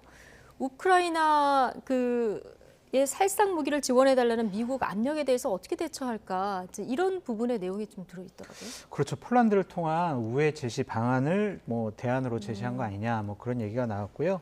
이문희 전 외교비서관 같은 경우에는 정부가 이제 원칙을 깨고 우크라이나에 무기 제공을 공식 천명하자 이런 얘기를 하니까 김성환 전 안보실장 같은 경우엔 한미 정상회담 무기 지원 이거 거래했다는 오해 살 수 있다. 우리가 국빈 방문하고 미국에 가서 미국 대통령 만나는 거를 무기 가지고 거래한 거 아니냐 이런 오해 사는 것은 더 큰 부담이다. 그러니까 폴란드에 포탄을 수출하고 우회 지원하는 것을 대안으로 한번 좀 살펴보자. 예. 이런 식의 이제 대화 내용이 이제 도청이 됐든지 아니면 알려져 가지고 미국 정보당국에 미국의 국방부 합참에 이런 것들이 총 정리된 것이 이제 오픈됐다, 공개됐다 이래서 지금 큰 파장이 일어나고 있는 것이죠. 예. 이 해당 긴밀 문서가 온라인 게임 채팅 플랫폼에서 시작이 됐고 SNS를 통해서 퍼져나갔다 이렇게 전해지고 있다 보니까 참 이해하기 어려운데 매우 구체적인 정보, 뭐 숫자 이런 것들도 포함이 돼 있더라고요. 네. 그리고 보고서에 보면은 시긴트라는 표식이 있다고 하는데요. 그럼 어떤 겁니까? 그러니까 시긴트라는 건 이제 약자인데 시그널 인텔리전스. 그리고 인적 그 뭐랄까요 정보 자원은 휴먼 인텔리전스에서 휴민트라고 하죠. 이게 그 약자로 붙여서 쓰는 건데요. 그것이 이제 표현상의 시그널 인텔리전스에 기반해서 이것이 작성이 됐다라는 표현이 있어요. 그 안에. 그럼 이게 뭐냐? 휴민트는 지속적으로 사람을 만나서 그때그때 해야 되지만 시긴트 같은 경우는 시스템이 한번 심어지면 그냥 안정적이고 지속적으로 정보를 빼낼 수 있는 거 아니겠습니까? 그런 불법 도감청이 이루어졌고 상당 기간 이루어졌다. 그건 뭐냐? 한국이 생각하는 속내가 미국의 손바닥 안에 그대로 보여지고 있었다. 이런 뜻이기 때문에 굉장히 좀 심각한 그 보안상의 문제가 노출됐다. 이렇게 좀 보여지는 것이고요. 또 미국에서 이런 것들이 뭐 유출이 됨으로써 한미 양국의 어떤 외교 관계에 있어서 상당히 좀 혼란스러운 시기가 도래했다. 이걸 어떻게 처리하느냐가 굉장히 앞으로 중요하다. 왜냐하면 역사에 한번 드러난 것, 그 노출된 것은 어떻게 처리하느냐가 계속 좀 반복되는 성격이 있거든요. 역사는 반복된다고 하잖아요. 그래서 이번에 이것을 상당히 잘 처리해 놓지 않으면 나중에 똑같은 일이 반복됐을 때 처리가 굉장히 어려워질 수 있다. 이런 것을 좀 생각해야 되는 부분입니다. 어떻게 처리를 하는 게 좋을지 잠시 뒤에 그러니까 대통령실에서는 저러한 것이 혹시 대통령실 안보실 도청당한 거 아니야? 이런 이제 여러 가지 얘기가 나오니까 그렇지가 않다. 지금 대통령실 같은 경우에는 정말 세계 최고 수준의 보안 등급으로 여러 가지 도감청 방지 장치가 되어 있다. 그렇게 얘기를 하고요. 대부분의 전문가들도 지금 대통령실의 현장 회의, 대화 내용 등을 실시간으로 도청하거나 감청하는 것은 불가능하다. 가능성이 없다. 다만 대통령실 관계자들이 용산, 청사, 경내가 아닌 제3의 구역에서 주고받은 통화 내역이라든지 아니면 메시지, 메일 내역을 디지털 해킹 등을 통한 다양한 방법으로 들여다봤을 가능성이 더 크다. 우리가 대통령실 내가 아니라 그래서 이제 대통령실은 청와대보다 훨씬 더 안전하다. 이런 입장을 계속해서 지금 내세우고 있습니다. 근데 어쨌든 이런 방법으로 지속적인 정보 취득이 이제 가능하다고 하셨는데 그러면 이 우크라이나 건에 대한 대화뿐이겠느냐? 우리 한일 정상회담도 했고요. 한미 정상회담도 앞두고 있는데 그럼 여러 대화 내용들이 이렇게 유출될 가능성이 지금 있다고 봐야 되는 거죠? 그렇게 봐야 되겠죠. 그러니까 대통령실은 아니에요라고 계속 얘기를 하지만 과연 미국이 안보실 대화만 엿들었을까? 윤석열 대통령의 어떠한 사적인 뭐 대화 아니면 뭐 공식적인 보고 아니면 결정 이런 대화들 이런 것들도 다 도청당하지 않았을까? 그런 걱정이 있는 거고요. 또 하나 걱정은 뭐냐면 아니 미국에만 저렇게 도청이 됐을까? 일본은, 중국은, 러시아는, 북한은 이런 나라들이 도청한 거에 우리가 뚫리지 않았을까? 이런 걱정이 있는데 그거는 아니다라는 것이 지금 대통령실의 계속된 공식적인 입장입니다. 예. 자, 미국 정부가 비밀리에 동맹국에 대해서 이렇게 도청을 하거나 감청을 하는 사례가 뭐 이번이 처음은 아닌데요. 그동안 어떤 사례가 있었고 또 그때마다 각 나라들은 어떻게 대응을 해왔습니까? 그러니까 이제 대표적인 게 2013년에 그 누구죠? 스노든? 예. 스노든이라는 그 정보부에 일하던 사람이 나와가지고 자료를 들고 나와서 폭로한 게 있었죠. 그래서 거기에 보면은 뭐 전 세계에 뭐 이런 전초기지들이 어디 있다라는 것부터 시작해가지고 뭐 메르켈 총리나 뭐 이런 사람들을 뭐 도청했다 이런 내용들이 다 휴대폰 도청을 10년간 했다는 그런 내용들이 있었죠. 그래서 그때는 이제 메르켈 총리가 뭐 직접 오바마 대통령한테 전화를 해가지고 항의를 했다, 강력히 항의를 했다 이런 이야기가 있고요. 그런 것들을 사례로 지금 그 대통령실에서 어떻게 이것을 처리하는 게 좋을지 그 사례들을 지금 좀 그 분석하고 그 대안을 마련하고 있는 것으로 알려지고 있습니다. 그 2013년도에도요, 박근혜 정권 시절에 미국의 국가안보실이 그 주미 주한 대사관 거기를 도청을 해가지고 네. 박근혜 정부의 그 외교부에서 공식적으로 항의한 적이 있어요. 그래가지고 아니 이거 사실관계를 제대로 규명해라. 그리고 외교 통로를 통해서 공식적인 조치를 요구하고 어쨌든 그 이후에 정확히 더 알려진 것은 없는데 일단은 저런 것들과 관련해서는 공식적으로 미국이 아유, 미안해 우리가 도청해서 너희들 나라에 큰 뭐 신뢰를 끼쳤어 이렇게는 해명을 안 하고 일단은 어떤 공식적인 원론적인 얘기만 하고 일단 정상들 간의 대화를 통해서 일단 해명을 하고 사과를 하는 것으로 그렇게 알려져 있습니다. 예.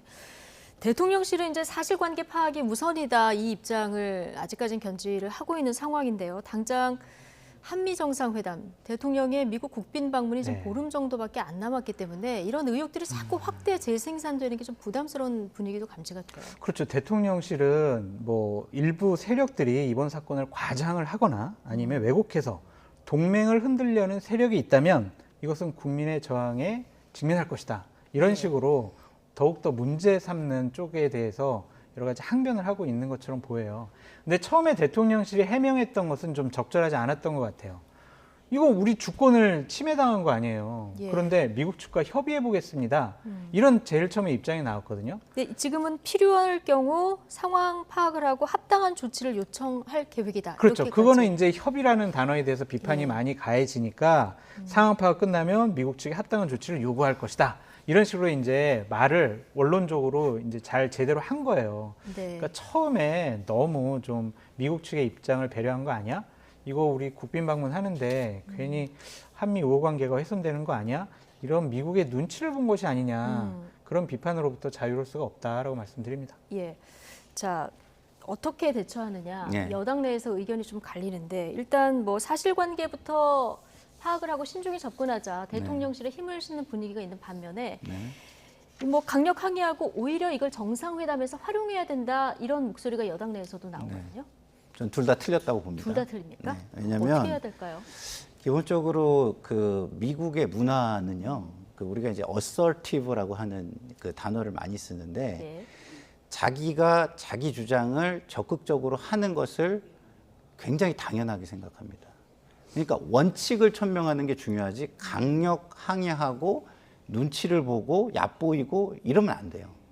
기본적으로 내가 당당하게 이것에 대해서 뭐 적극적으로 원칙을 천명하는 거죠. 이런 거는 잘못됐고 이렇게 잘못됐을 때는 뭐 이런 사과나 이런 게 필요한 거 아니냐라는 원칙을 딱 먼저 밝혀놓고 그리고 사실관계를 그러면은 밝혀라.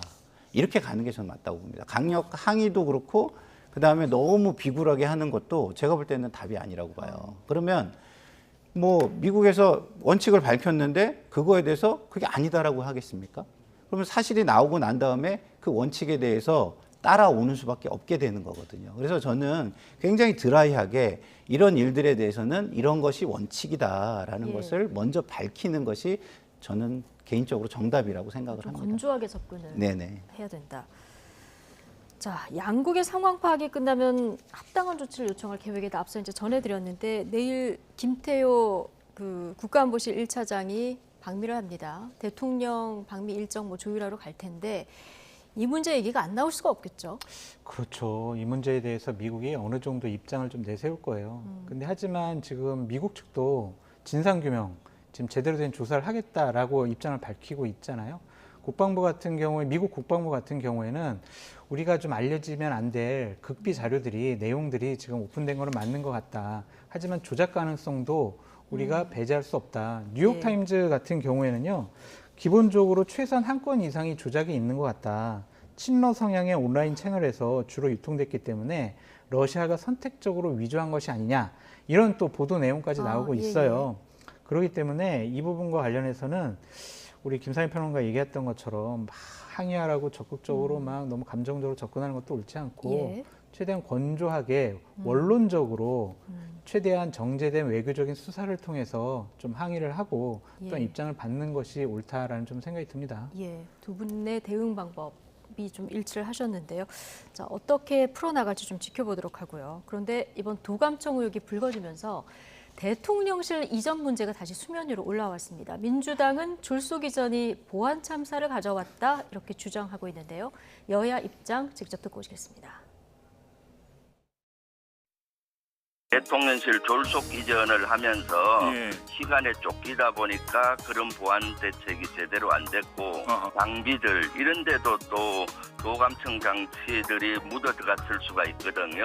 더 중요한 것은 대통령실 담벼가 연에서 미군기지가 있지 않습니까? 그렇죠. 예. 미군기지는 치해법권 지역입니다. 그래서 도감청 하기가 너무나 쉬운 겁니다. 제가 봤을 때는 무방비 상태라고 보는 거죠. 지금 다른 건물도 아니고 지금 이제 대통령실은 또 국방부 건물 아니겠습니까? 그렇기 때문에 저는 당연히 어느 정도의 어떤 이런 관련된 어떤 그 대비가 있었던 원래 건물이었고 그리고 사실 청와대에 있을 때는 그런 문제가 없었느냐. 제가 조금 전에 말씀드린 것처럼 박정희 정권 때도 이런 어떤 CIA 도감청 논란이 항상 있어 왔습니다. 그렇기 때문에 단순하게 좀 건물의 이동에 따른 그런 건 아니라고 봅니다. 민주당 주장을 보면 창문에는 도감청 필름을 붙였지만 벽은 안 돼 있다.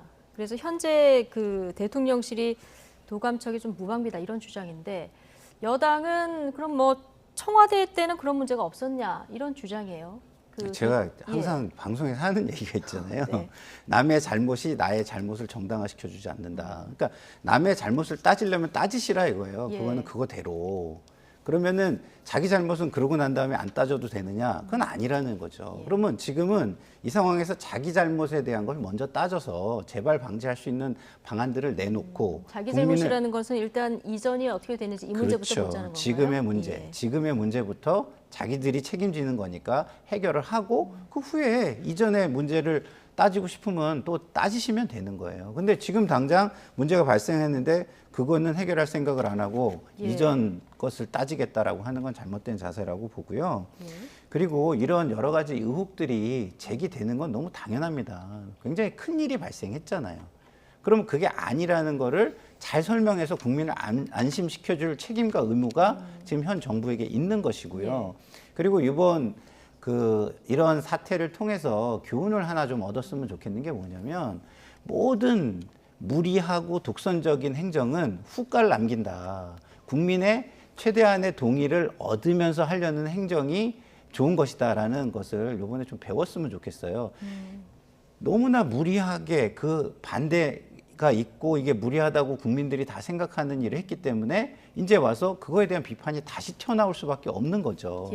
그래서 그거를 야당이 비판하는 것을 이제 그걸 트집 잡는다 이렇게 말할 것이 아니라 그러면 지금 굉장히 안전하다라는 것을 어떻게 국민들에게 보여주고 설명할 수 있느냐를 고민해서 안심을 시켜주는 것이 훨씬 더 중요한 일이다 이런 말씀을 드리고 싶습니다. 우리 국민들 그러니까 대통령실이 뚫리면 어떡하지 이런 걱정이 있는 것도 사실인데 오늘 이진복 정무수석은 옮긴 데가 도감청이 더 어렵다 이렇게 설명을 했어요. 근데 기본적으로 작년에 이전할 때 3월에서 5월 사이에 도청 방지 필름이라든지 아니면 교란용 장비를 설치했기 때문에 현실적으로 거기서 도감청 하는 것은 불가능하다라는 것이 대통령실의 공식적인 입장이에요. 이전에 청와대보다 지금 더 탄탄하게 보안 설비가 되어 있다라고 얘기하잖아요. 좀 이율배반적이잖아요. 안보실은 왜 뚫렸어요, 그러면? 그렇게 탄탄하고 도감청이 불가능한데 안보실의 대화가 통째로 나갔다. 이것이 만약에 사실이라면 이건 뚫린 거잖아요. 안보실이 아니라 제3의 장소 앞서 그런 그거는 이제 그렇게 전문가들이 추측을 하는 거죠. 근데 지금 우리가 정확한 사실은 알 수가 없지만 일단은 안보실 대화가 나갔다는 것은 안보실이 뚫렸다라고 볼 수밖에 없는 상황이잖아요. 정확한 사실 규명은 해야 되겠지만. 그래서 저는 민주당이 과하게 이 문제를 가지고 대통령 용산 이전 이거 잘못됐어, 졸속 이전 이렇게 공격하는 것도 좀 문제인데 대통령실도 이 부분에 대해서 국민들이 상당히 걱정하고 있으니 조금 더 철저한 보안 상황을 점검하는 계기로 좀 삼았으면 좋겠다라고 말씀드립니다. 근데 야당이 의혹을 제기해 주는 거는요. 좋은 기회예요. 이것도 의심해보고 이것도 그럼 재발을 방지할 수 있는 방안을 강구하고 본인들이 이걸 넘기기 위해서만 고민을 하면은 어떤 가능성이 있는 브리치의 부분, 그러니까 뚫릴 부분에 대해서 생각 못하는 부분들도 있잖아요. 그러면 그런 비판적인 사람들의 목소리를 듣고 그거를 점검을 해보면 오히려 더 안심을 시킬 수 있는 계기가 되는 거죠, 국민들을. 알겠습니다. 이게 주말 사이 오늘까지 굉장히 파장이 커서 첫 주제로 다뤄봤고요. 자, 각 당 내부 이야기로 넘어가겠습니다. 자, 오늘 아침에 이런 일이 있었는데요. 홍준표 대구시장이 라디오 생방송 도중에 인터뷰를 하다가 전화를 끊었습니다. 어떻게 된 일일까요? 직접 듣고 오시겠습니다. 한동훈 장관이 총선 나올 거다, 안 나올 거다, 나와야 된다, 안 나와야 된다 말들 많아요. 홍 시장님 의견은 어떠십니까?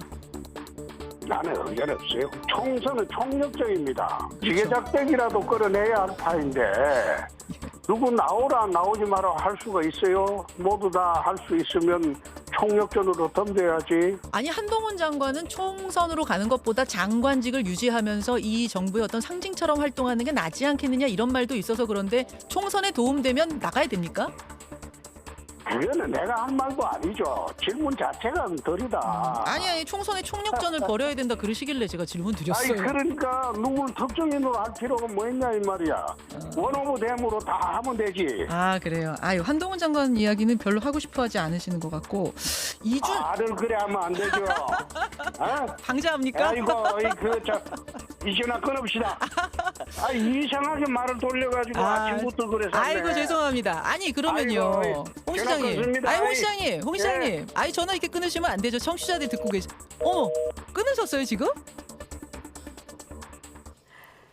네. 이제 끊습니다. 근데 말로 그냥 하시는 줄 알았는데 진행자가 죄송합니다까지 했는데 정말 끊어버리셨어요. 어느 부분에서 이렇게 화가 나셨을까요? 한동훈 장관 얘기는 별로 하고 싶어하는 것 같지 않으시고 뭐 이런 진행자 문장에 이 발언. 예, 본인이 좀 기분이 상하신 것 같은데 제 두 분 다 참 잘 알고 친한 분들이라서 참 평가하기가 좀 힘든데 일단 홍준표 시장은 이런 얘기를 하는 거죠. 내가 마치 한동훈 장관을 시기하는 것처럼 나도 2027년도에 대통령 선거에 나가야 되는데 경쟁자로서 시기하는 것처럼 계속 출마 여부에 대해서 물어보는 게 그게 맞냐. 결국 무례하게 질문을 계속하는 것을 보면 내가 설화를 입을 수도 있겠다. 그 말실수하면은 큰일 나니까 내가 이제 전화를 끄는 거다. 그리고 그렇게 남의 말을 단정적으로 얘기를 하는 것은 좀 예의에 어긋난다. 이제 이런 이유 때문에 본인이 전화를 끊었다라고 얘기를 하셨는데 옳지가 않죠. 왜냐하면은 앵커가 기자가 물어보는 거는 본인이 사적으로 물어보는 건 아니잖아요. 국민들을 대신해서 앵커가 물어보는 건데 많은 국민들이 듣고 있는 저 방송에서 홍준표 시장께서 저렇게 한 것은 조금 좀 과한 행동이 아니었느냐라는 생각이 듭니다. 예, 제가 김상일 평론가나 장성철 소장님께도 곤란한 질문 가끔 드릴 때 있는데 다 대답을 해주시는데요. 굉장히 곤란한 적이 있었습니다. 죄송합니다. 그래도 대답을 꼭 해주시는데 자 어쨌든 생방송 도중이고요. 이게 시청자와 약속은 또 국민과의 약속이다 이렇게 연결되는 부분도 있기 때문에 그리고 예전에도 한번 전화를 끊으신 적이 있더라고요. 그렇죠. 그러니까 저는 이제 이렇게 나타나는 게 몇 분 계세요.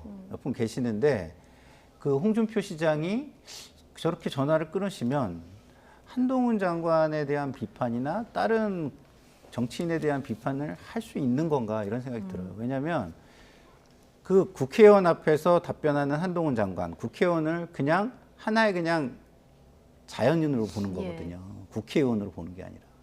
홍준표 지금 시장께서는 김현정 앵커를 앵커로 보지 않고 김현정 개인으로 본 거예요. 그 사람의 이제 감정이 드러났다 이렇게 생각하는 건데 저는 그렇게 보면 안 된다고 생각합니다. 김현정 앵커가 앵커로서 저 질문을 하는 거예요. 국민을 대신해서. 그것에 뭐 사소한 실수가 있을 수도 있어요. 그러면 그거는 공인답게 그런 거는 너무 개인적으로 얘기를 하는 것 같다. 이렇게 얘기하고 넘어가면 되는 거죠. 근데 뭐 전화 이렇게 기분이 나쁠 때마다 한 번도 아니고 계속 이런 식으로 끊는다? 그러면 저분이 그러면 공인으로서 자신의 어떤 자격을 갖추고 있는 것인가? 이거에 대해서 국민들은요, 의심을 가질 수밖에 없어요. 그리고 저분은 앞으로 힘이 세지면 기분 나쁜 거에 대해서는 저런 식으로 하겠구나 라고 국민이 생각할 수밖에 없는 것이죠. 이것은 홍준표 시장이 공인으로서 굉장히 좀 안 좋은 모습이고요. 제가 볼 때는 이런 해명을 SNS에 올린 거는 좋은데 거기에 그렇지만 그래도 제가 좀 부족했다.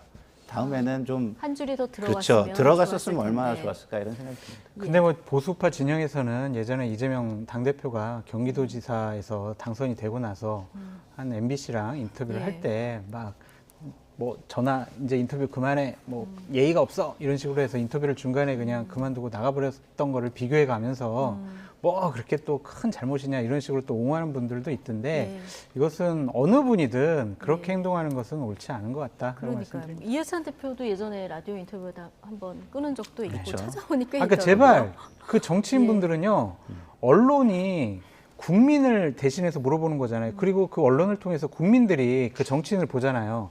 화 좀 내지 않았으면 좋겠어요. 왜 국민에게 화를 내요? 자신들이 잘못해놓고. 제발 좀 부탁드립니다. 네, 장성철 소장님이 제발 좀 부탁을 하시는 목소리까지 그리고 내셨고요. 국민들이 조금 부족할 수도 있죠. 그렇지만 그게 국민이에요. 그리고 그런 분들의 수준을 본인이 그러면은 어떻게 하면은 함께 그 이해를 시키고 설득을 해서 함께 갈 수 있는가 이런 거를 고민하는 게 공인의 역할 아닙니까? 그냥 부족하다고 그 사람을 갖다 너는 부족해라고 재단하고 그 사람을 버리고 가는 그게 공인이 아니잖아요. 그렇기 때문에 저는 좀 생각을 좀 달리 하셨으면 좋겠어요. 네. 자, 오늘 뭐 이 얘기가 화제가 됐지만 많은 그 정치적 얘기들을 오늘 쏟아내셨어요. 앞선 그 도감청 파문에 대한 얘기도 있었고 특히 공천 물갈이론을 띄우면서 당 지도부가 총선 불출마 선언을 하는 것을 이제 요구를 했는데 어떻게 보십니까? 화답할까요? 당 지도부들이 내년 총선 공천도 받고 출마하려고 지난번 전당대회 나가서 당 지도부가 됐는데 지금 한 달 됐는데 너희들 출마하지 마라는 것은 현재 당 지도부 분들이 들으면 상당히 좀 난감하고 황당한 말씀이 아닐까라는 좀 생각이 드는데 그만큼 지금 국민의힘이 여론이 안 좋잖아요. 오늘 막 금요일하고 오늘도 여론조사가 많이 발표됐던데 총선 전망이 어둡습니다. 그렇다면 지도부가 먼저 헌신을 하고 뭐 선당후사의 정신을 통해서 헌신하는 모습을 보여줘야 된다라는 그런 원론적인 입장을 밝힌 것으로 보여지고요. 어쨌든 총선 공천이 단순히 지도부가 불출마하니까 중도층이나 아니면은 반대하는 분들이 그래 지도부가 불출마하니까 우리가 국민의힘 찍어줘야지 이렇게 단순하게 접근하지는 않을 거예요. 앞으로 많은 일들이 벌어질 것이고 지금 여러 가지 총선 전망에 어두운 위기감이 지금 많이 그 발표가 되고 있으니까 제대로 전략 세워서 잘 준비해야 된다. 그런 차원의 아닐까라는 생각이 듭니다.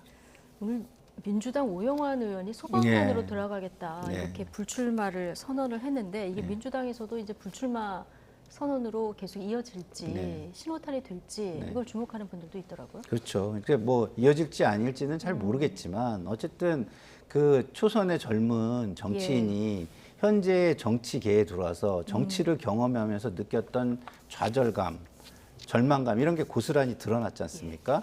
그런 것들을 이렇게 기자회견을 통해서 불출마 선언을 하고 이런 거는요.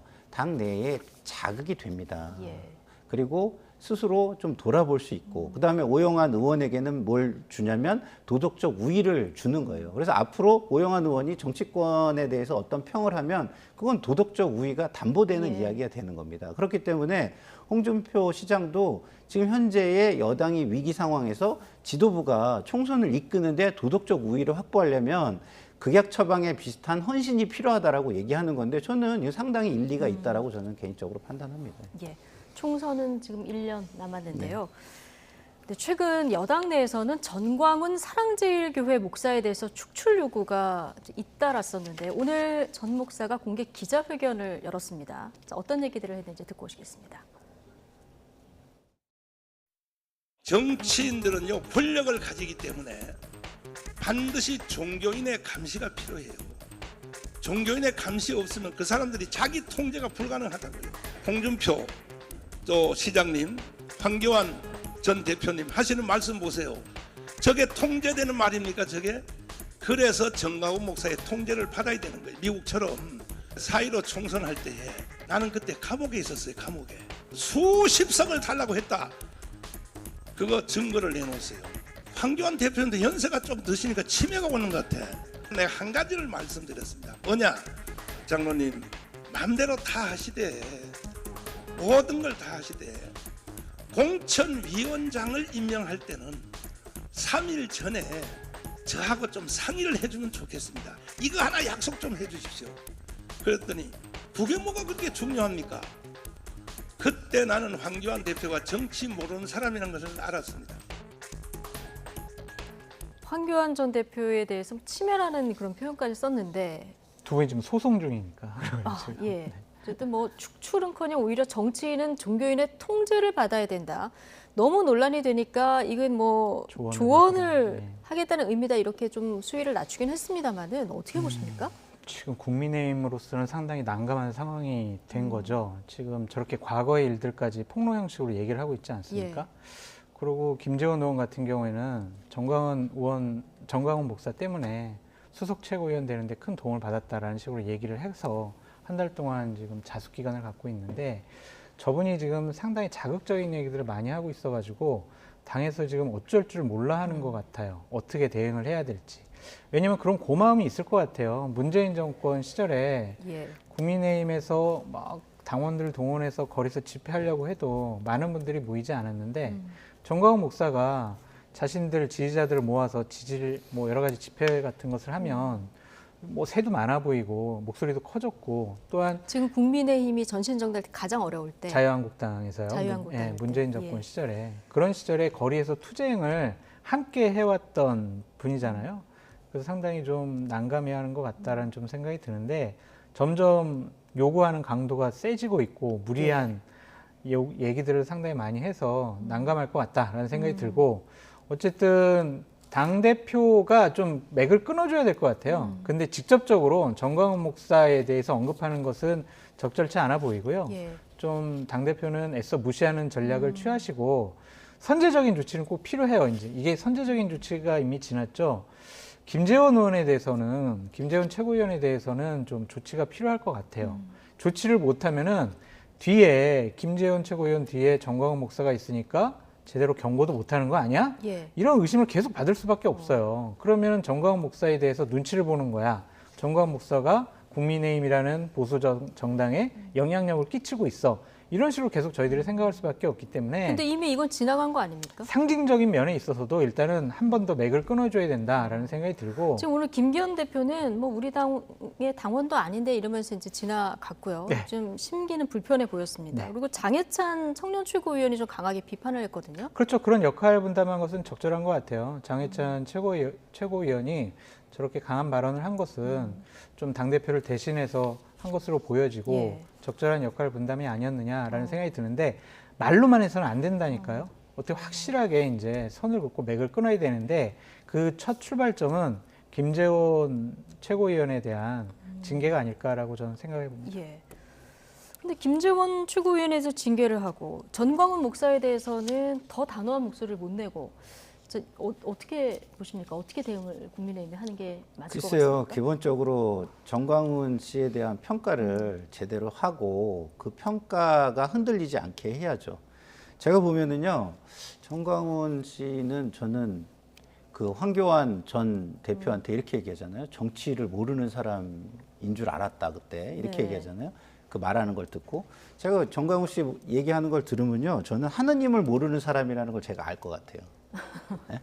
목사님인데 본인이 마치 신이 된 것처럼 신인 것처럼 착각하고 계시는 것 같아요.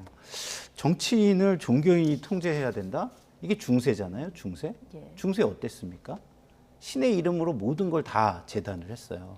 그래서 뭐 신의 이름으로 너는 코가 좀 이상하게 생긴 것 같아. 그러면 코를 절단을 하고 신의 이름으로 너는 좀 살이 이렇게 어디 틀에 넣었을 때 삐져나오면 안 될 것 같아요. 살을 도려내고 이런 것까지도 한 때가 그때예요. 하나님의 이름이면 너무 절대적이니까.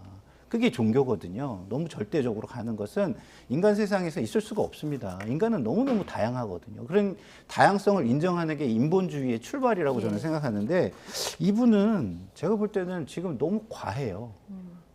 그리고 지금 이렇게 과한 분한테 국민의힘이 끌려가는 모습 내지는 동조하는 모습을 보인다? 그럼 제가 볼 때는 그거는 공당으로서의 어떤 국민에 대한 책임과 신의를 저버리는 거라고 저는 보고요.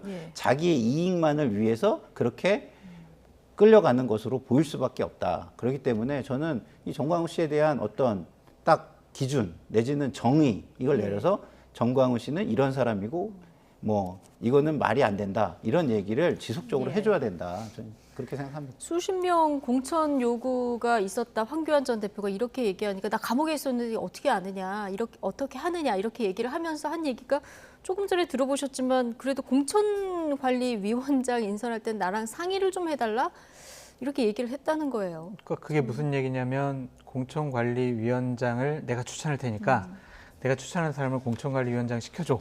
이런 요구가 들어간 거겠죠. 당의 공천은 공천관리위원장이 아마 전적인 권한을 갖고 있다고 봐야 될 거예요. 최고위원회의나 아니면 당대표는 그냥 형식적인 추인 절차만 밟거든요. 그렇다면은 뭐 황교안 대표가 뭐 다른 소리를 한 것이 같지가 않다라는 좀 생각이 드는데 정광훈 목사는 목사잖아요. 그래서 뭐 제발 목회자 일 열심히 하셨으면 좋겠고 본인이 또 자유통일당 당원이거든요. 그러니까 국민의힘 당원도 아니잖아요. 그러니까 거기에 신경 쓰지 마시고 본인 역할이나 좀 잘 하시라라고 말씀드리고 싶어요. 예. 자, 전광훈 목사와 국민의힘 관계에 대해서 얘기를 해봤고요. 자, 민주당으로 넘어가서 자, 민주당은 또 이 팬덤 정치와 어떻게 관계를 설정해야 되냐 이 얘기를 좀 해볼 텐데 오늘 친이낙연계 연대와 공생이 국회에서 심포지엄을 했는데 이 팬덤 정치가 매우 위험하다 이런 비판의 목소리가 나왔습니다. 지금 보시는 것처럼 신경민 의원 같은 경우는 유튜버 무당들과 저질 정치인들이 결합해서 당을 주무른다 이런 표현까지 했더라고요. 네.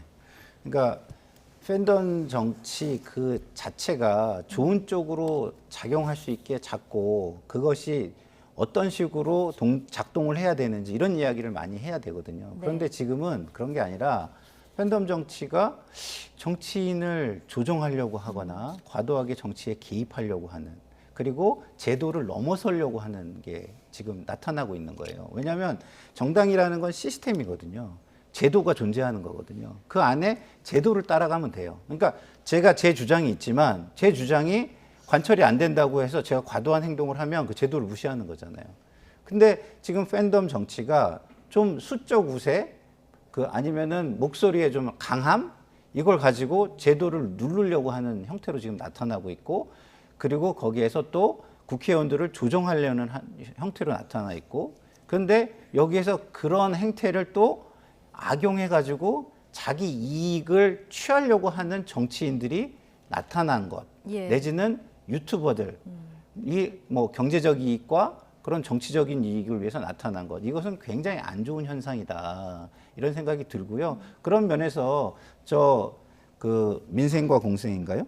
연대와 공생. 연대와 공생에 나와서 이야기한 신경민 전 의원이나 홍영표 의원의 말은요, 저는 벌써 나왔어야 되는 얘기다.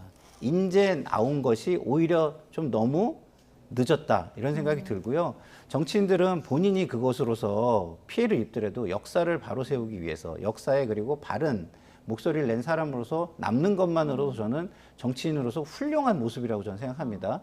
그런 걸 위해서라도 이제부터라도 뭐 무조건 공격하라는 뜻이 아니라 팬덤 정치가 어떻게 가는 것이 정치 발전에 도움이 되는지를 이야기하면서 지금의 행태는 그러다. 무조건 지금의 행태만 그런 것만 또 공격을 하다 보면 그게 또 싸움이 되지 않겠습니까? 그래서 바른 방향도 같이 이야기를 하면서 이것을 좀 설득하는 노력, 이걸 좀 해줬으면 좋겠다 이런 생각이 듭니다. 어쨌든 지금의 민주당의 극단적인 팬덤이라고 하면은 이재명 대표를 지지하는 이제 개딸을 떠올리시는 분들이 많기 때문에 이낙연 전 대표가 일시 귀국하지 않았습니까? 이 시점하고 맞물려서 뭐 여러 가지 또 해석들이 나오더라고요. 근데 이제 오늘인가요? 이재명 당대표가 이제 조문을 하면서 여러 가지 원론적인 얘기를 하셨죠. 뭐 미국에서 강연하시는 거 잘 들었습니다. 어제였나요? 네, 강연하는 거 잘 들었습니다라고 하고 이낙연 전 대표 같은 경우에는 당을 잘 이끌어 주십시오라는 원론적인 얘기를 했어요.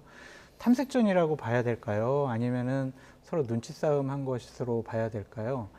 지금 이낙연 대표가 6월 말쯤에 이제 완전히 귀국한다고 그러잖아요. 그러면 이제 비명계에 구심점이 생기는 거죠. 그러면 그때 되면 당의 분란은 조금 더 강화될 수 있다라고 보여지는데 이재명 당대표가 공천권을 놓지 않는다면 결국에는 이낙연 전 대표도 이재명 당대표의 눈치를 볼 수밖에 없지 않나라는 좀 생각이 들어요.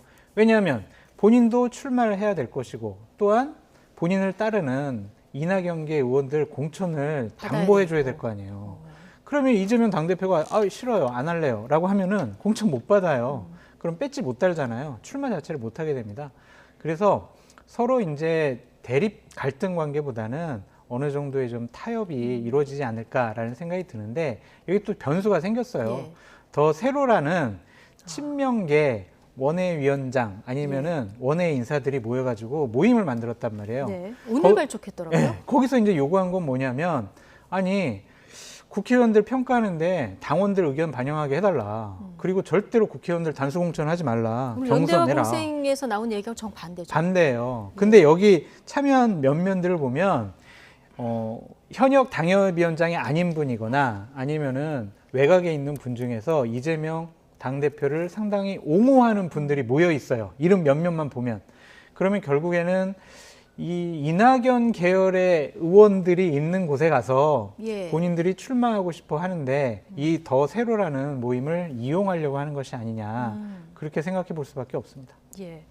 자, 이러다 보니까 그 민주당 내 계파 갈등이 더 이제 재점화되는 게 아니냐 이런 전망도 나오고요. 어쨌든 이낙연 전 대표가 바로 출국하는 건 아니고 며칠 이제 머무르시는데 18일까지. 예. 그 사이에 이낙연계 한번 모이지 않겠습니까? 당연히 모이겠죠. 예. 그리고 나서 어떤 메시지를 낼까 이번 굉장히 주목되는데요. 제가 볼 때는 본격적인 정치 행보를 위해 복선을 까는 작업을 할 것이다 이렇게 보여요. 왜냐하면 지금 당장 새해를 결집하는 모양새, 본격적인 행보를 하는 모양새로는 좀 시기상조예요.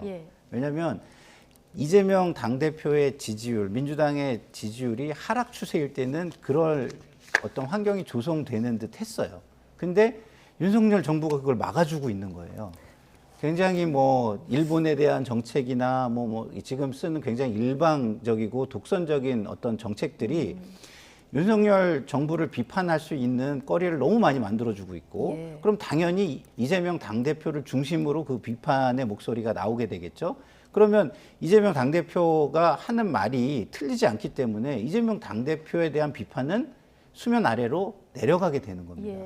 지금 그런 상황이 지금 전개가 되고 있기 때문에 민주당 내에서 이재명 당대표를 비판하기가 상당히 힘들어지고 있어요. 지금 사법 리스크에도 국민의힘보다 민주당 지지율이 올라가고 있는 그렇죠. 것이니까. 그러니까 사실은 그 여야가 다 잘 되려면 서로 잘하기 경쟁을 해야 되는데 지금 오영환 의원이 얘기했잖아요. 서로를 악마화하고 서로를 저주하고 서로 못하는 걸 통해서 이익을 얻으려고만 하고 이런 모습이다라고 아주 장난하게 이야기를 했잖아요.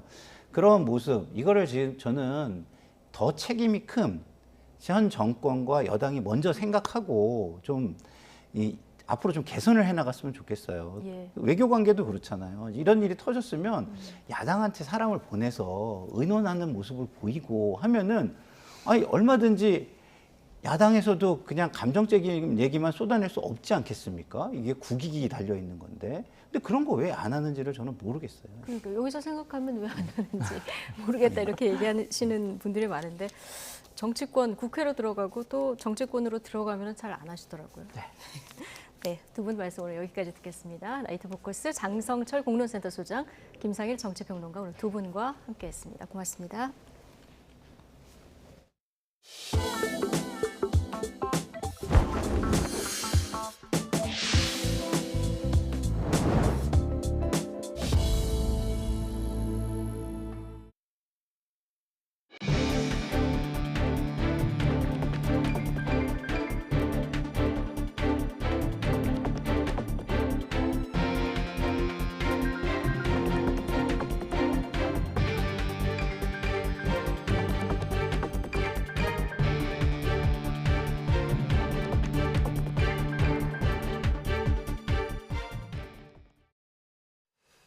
고속도로를 역주행하던 전기차가 마주오던 승용차와 정면으로 충돌했습니다.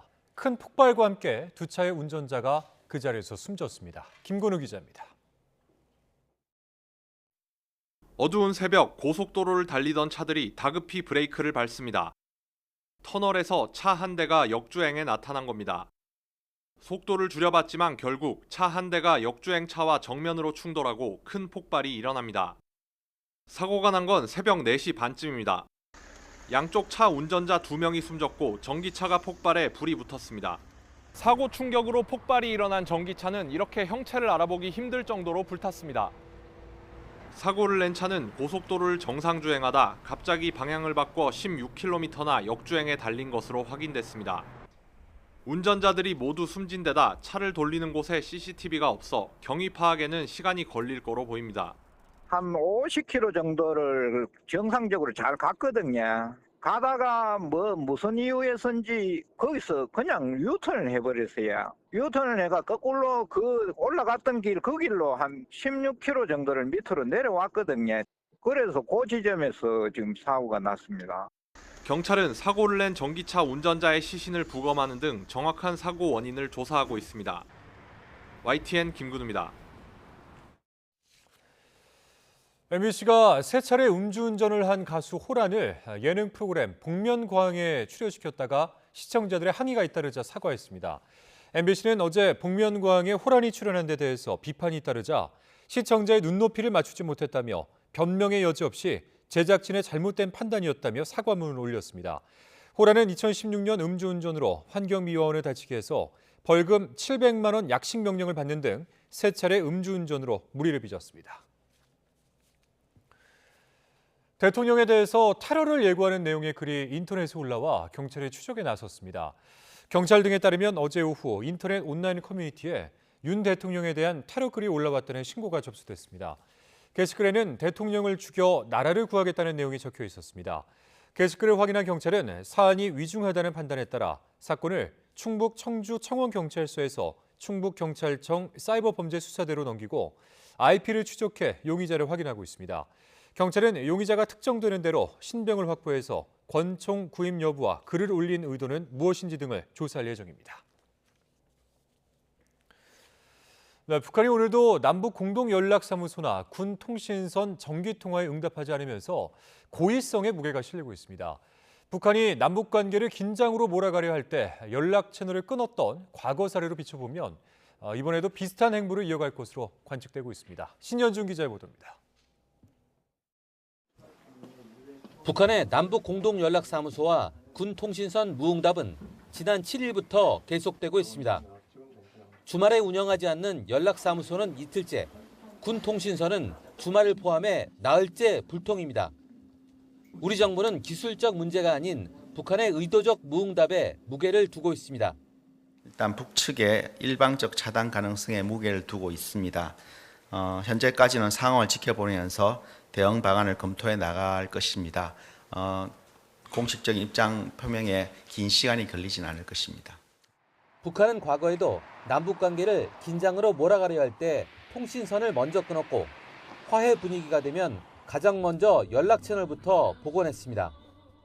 지난 2020년 6월엔 대북전단 살포를 이유로 연락 채널을 끊고 연락사무소 건물까지 폭파하며 압박 강도를 높였다가 남북 정상 간 친서 교환을 계기로 13개월 만에 복원했습니다.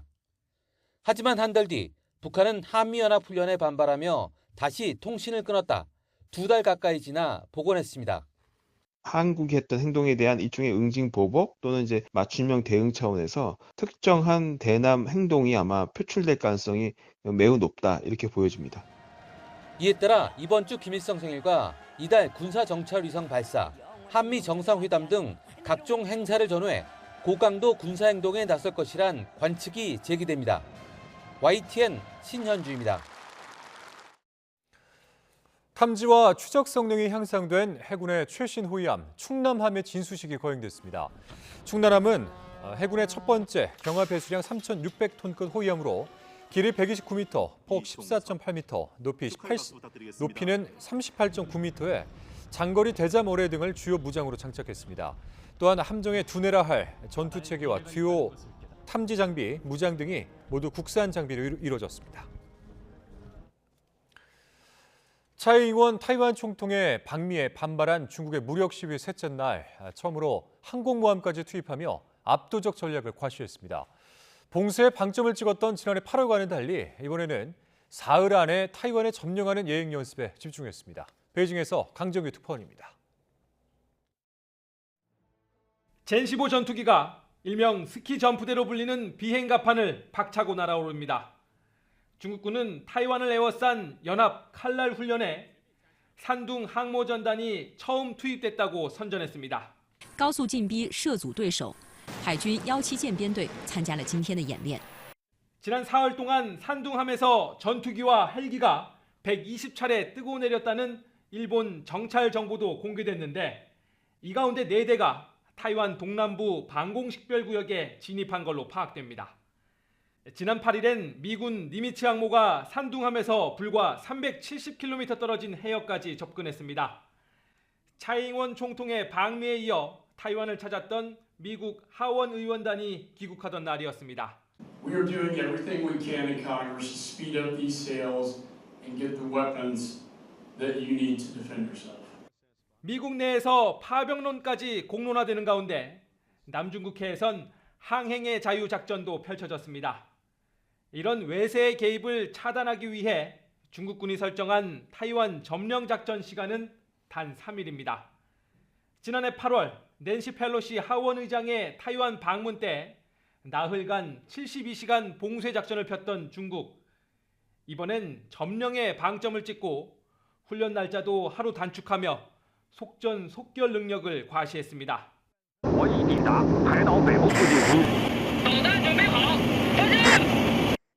타이완은 중국의 3일 점령 시나리오를 깨뜨리기 위해 상륙 격퇴 훈련에 나설 예정입니다. 베이징에서 YTN 강정규입니다.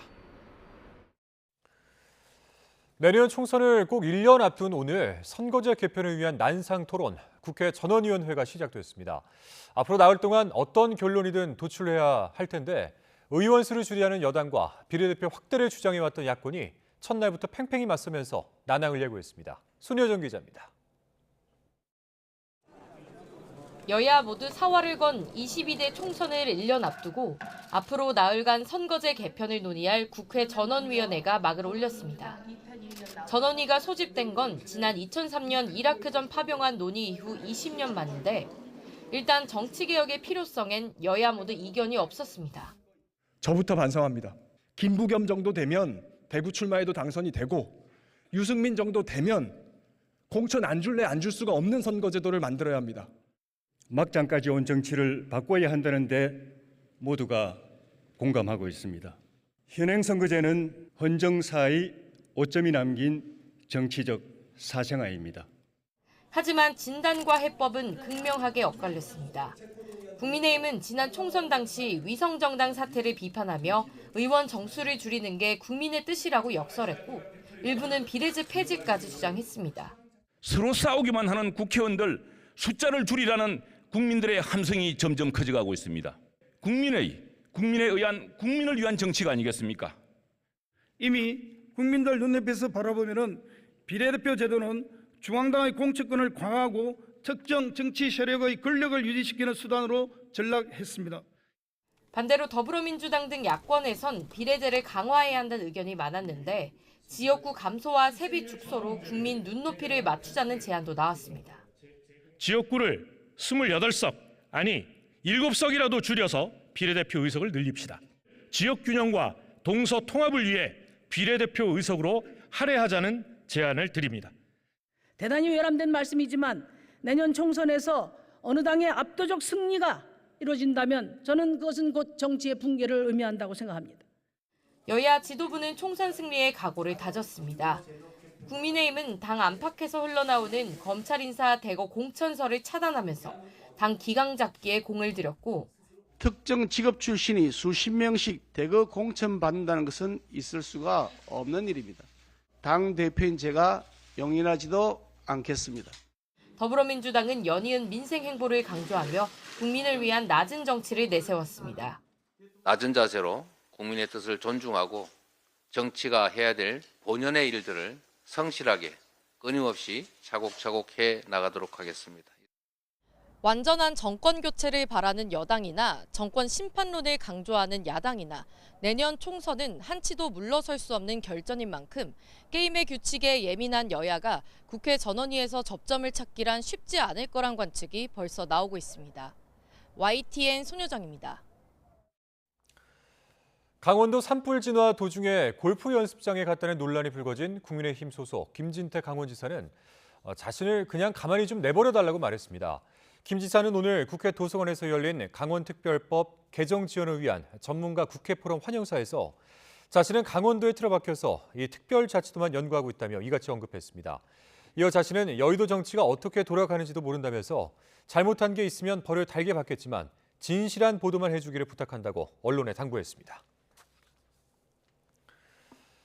자녀 입시 비리 혐의로 복역 중인 정경심 전 동양대 교수가 지지자 등에게 2년여간 2억 원이 넘는 영치금을 받은 것으로 전해졌습니다. 국민의힘 유상범 의원이 법무부에서 제출받은 서울구치소 수용자 영치금 입금 총액 상위 10명 자료를 보면 2021년 1월부터 올해 2월까지 서울구치소에서 가장 많은 영치금을 받은 수용자는 정경심 전 동양대 교수로 총 2억 4,130만 원을 받았습니다. 정 전 교수가 받은 영치금은 2위 수용자의 2배, 3위 수용자의 3배에 달했습니다. 조국 전 법무부 장관 지지자들이 응원 차원에서 정 전 교수에게 영치금을 보낸 것으로 알려졌습니다. 정부가 2050년까지 탄소 순 배출량을 0으로 만들기 위한 첫 번째 국가기본계획을 의결했습니다. 우선 7년 뒤까지 온실가스를 40% 줄이겠다는 계획을 세웠는데 쟁점이 됐던 산업 부분 감축 목표는 그대로 반영됐습니다. 야당과 시민단체는 세부 내용과 추진 과정 모두 졸속이라면서 원점 재검토해야 한다고 반발했습니다. 이승배 기자입니다. 정부가 탄소 중립 달성을 위한 첫 번째 감축 계획을 의결했습니다. 우선 2030년까지 온실가스를 2018년보다 40% 줄이는 것이 핵심인데 산업계 감축 목표를 기존보다 3.1%포인트 낮춰 800만 톤가량 더 배출할 수 있게 했습니다. 지난달 발표 때 쟁점이 됐는데 그대로 유지됐습니다. 지난 정부는 산업 현장에 충분한 의견 수렴 없이 임기 종료를 앞두고 무리하게 온실가스 감축 목표를 상향 조정했습니다. 이로 인해 산업계와 현 정부에 큰 부담이 되고 있습니다. 반면 에너지 전환 부분 목표는 1.5%포인트, 그리고 국제 감축 목표는 400만 톤을 늘리는 것으로 상향 조정됐습니다. 2030년까지 탄소 포집 혁신 기술을 개발해 감축 목표량 달성을 돕겠다는 방안도 내놨습니다. 하지만 야당은 즉각 반발했습니다. 산업계 이득만 대변해준 데다 본격적인 감축은 윤석열 정부 임기가 끝난 뒤로 미뤘다는 겁니다. 산업계 당장의 이익만 따라서 우리 산업의 미래를 망쳐먹는 짓을 하고 있는 겁니다. 5년 동안 3,300만 톤 줄이고 3년 동안 1억 5천만 톤 다음 정부로 떠넘긴다고 하는 게 얼마나 웃기는 일입니까?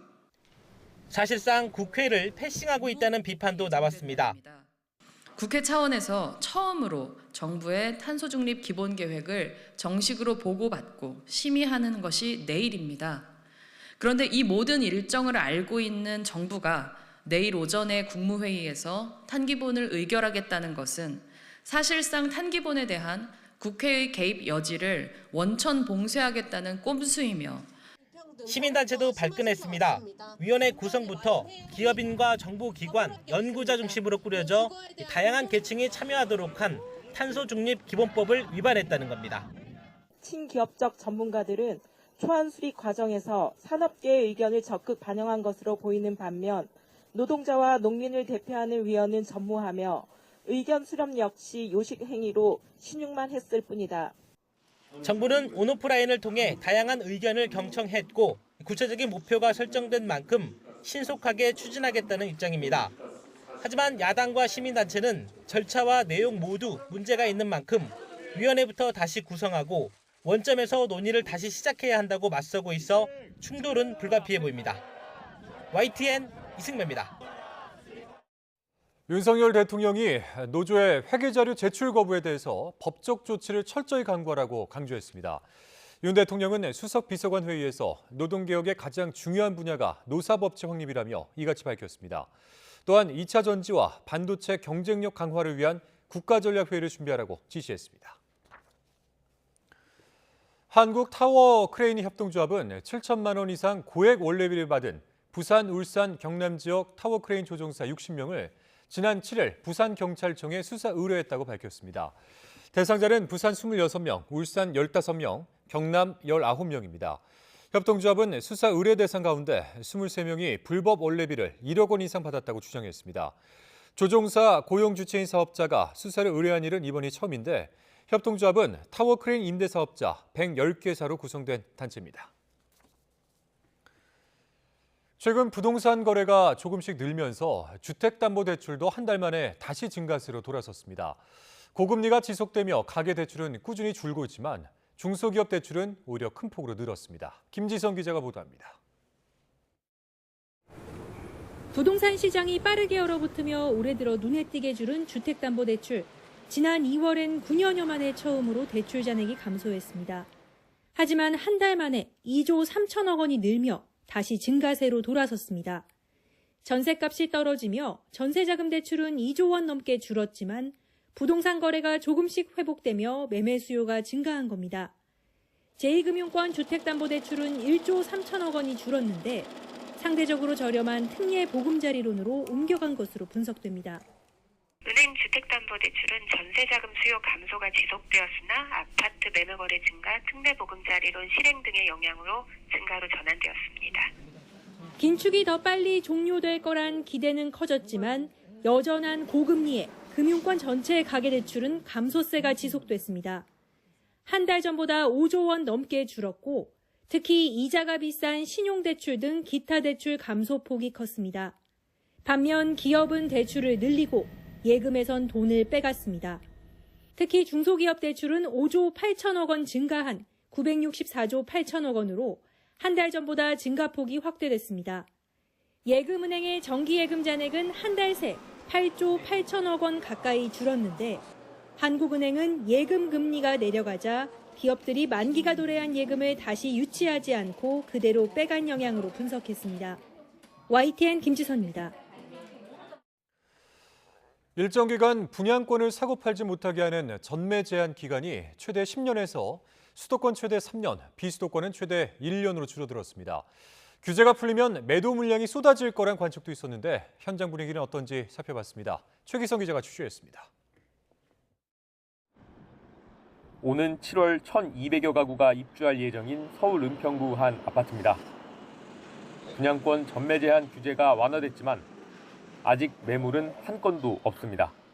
일반 분양 물건은 나온 건 없어요. 자금 조건이나 이런 것도 다 상황을 보고 결정을 하시지 지금 하루 이틀 사이에 이렇게 나오지는 않거든요.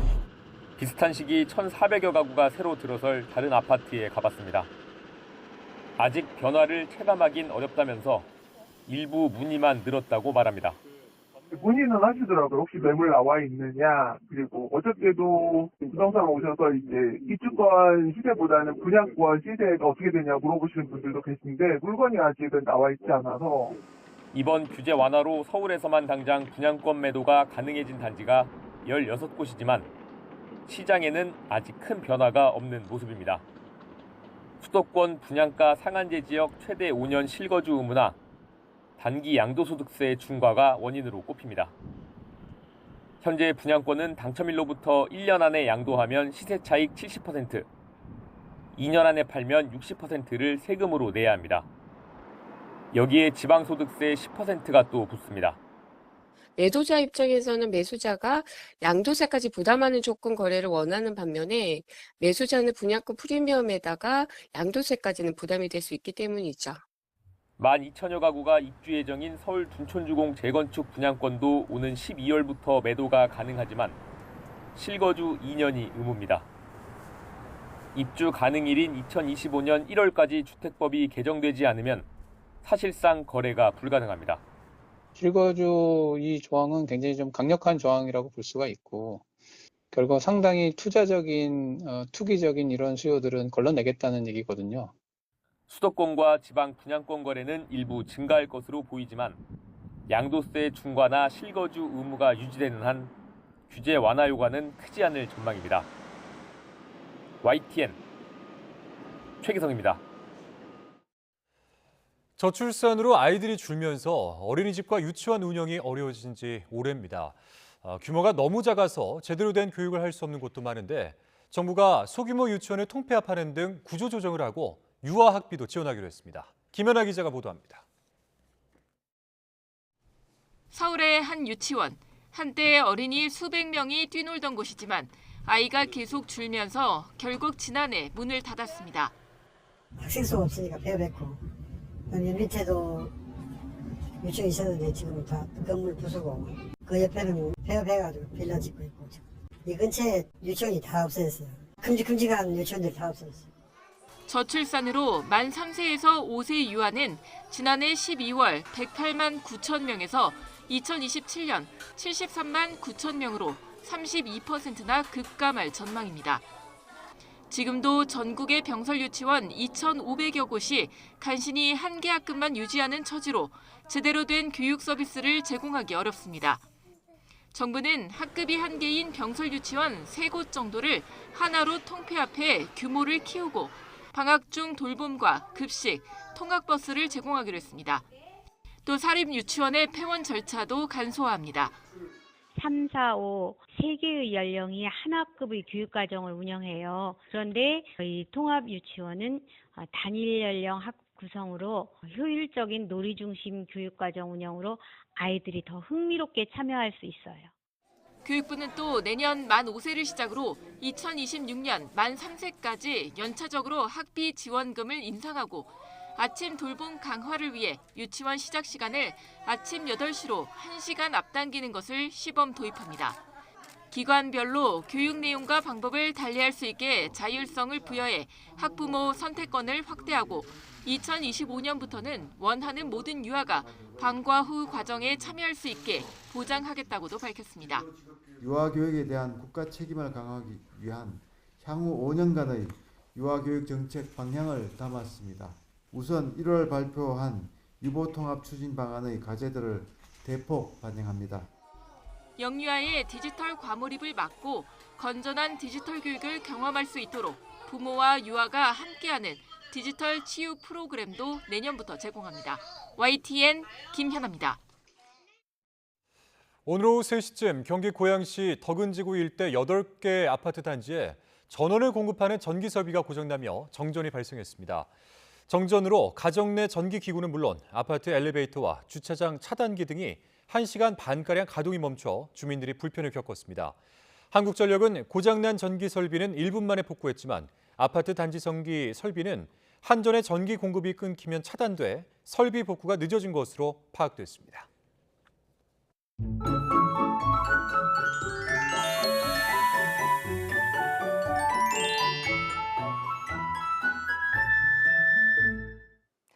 맑은 하늘이 함께했던 오늘과 달리 내일은 하늘이 흐려집니다. 비구름이 유입되면서 아침에 수도권부터 비가 시작되겠고 오후에는 전국에 비가 내리겠습니다. 비의 양은 5에서 20mm로 많지 않습니다. 다만 황사가 섞여 내릴 가능성이 있고 순간적으로 초속 20m 안팎의 매우 강한 바람이 불거나 벼락이 치는 곳이 많겠습니다.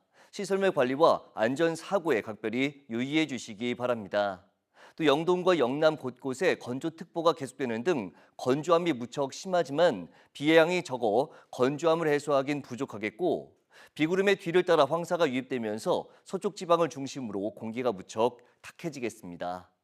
내일 아침 기온 오늘보다 6도에서 9도가량 높아 많이 쌀쌀하지 않겠습니다. 서울 12도, 대전 11도, 광주 12도, 부산 14도로 예상됩니다. 낮 기온은 오늘보다 낮지만 예년과 비슷하거나 조금 높겠습니다. 서울 17도, 대전 20도, 광주 21도, 대구 22도로 예상됩니다.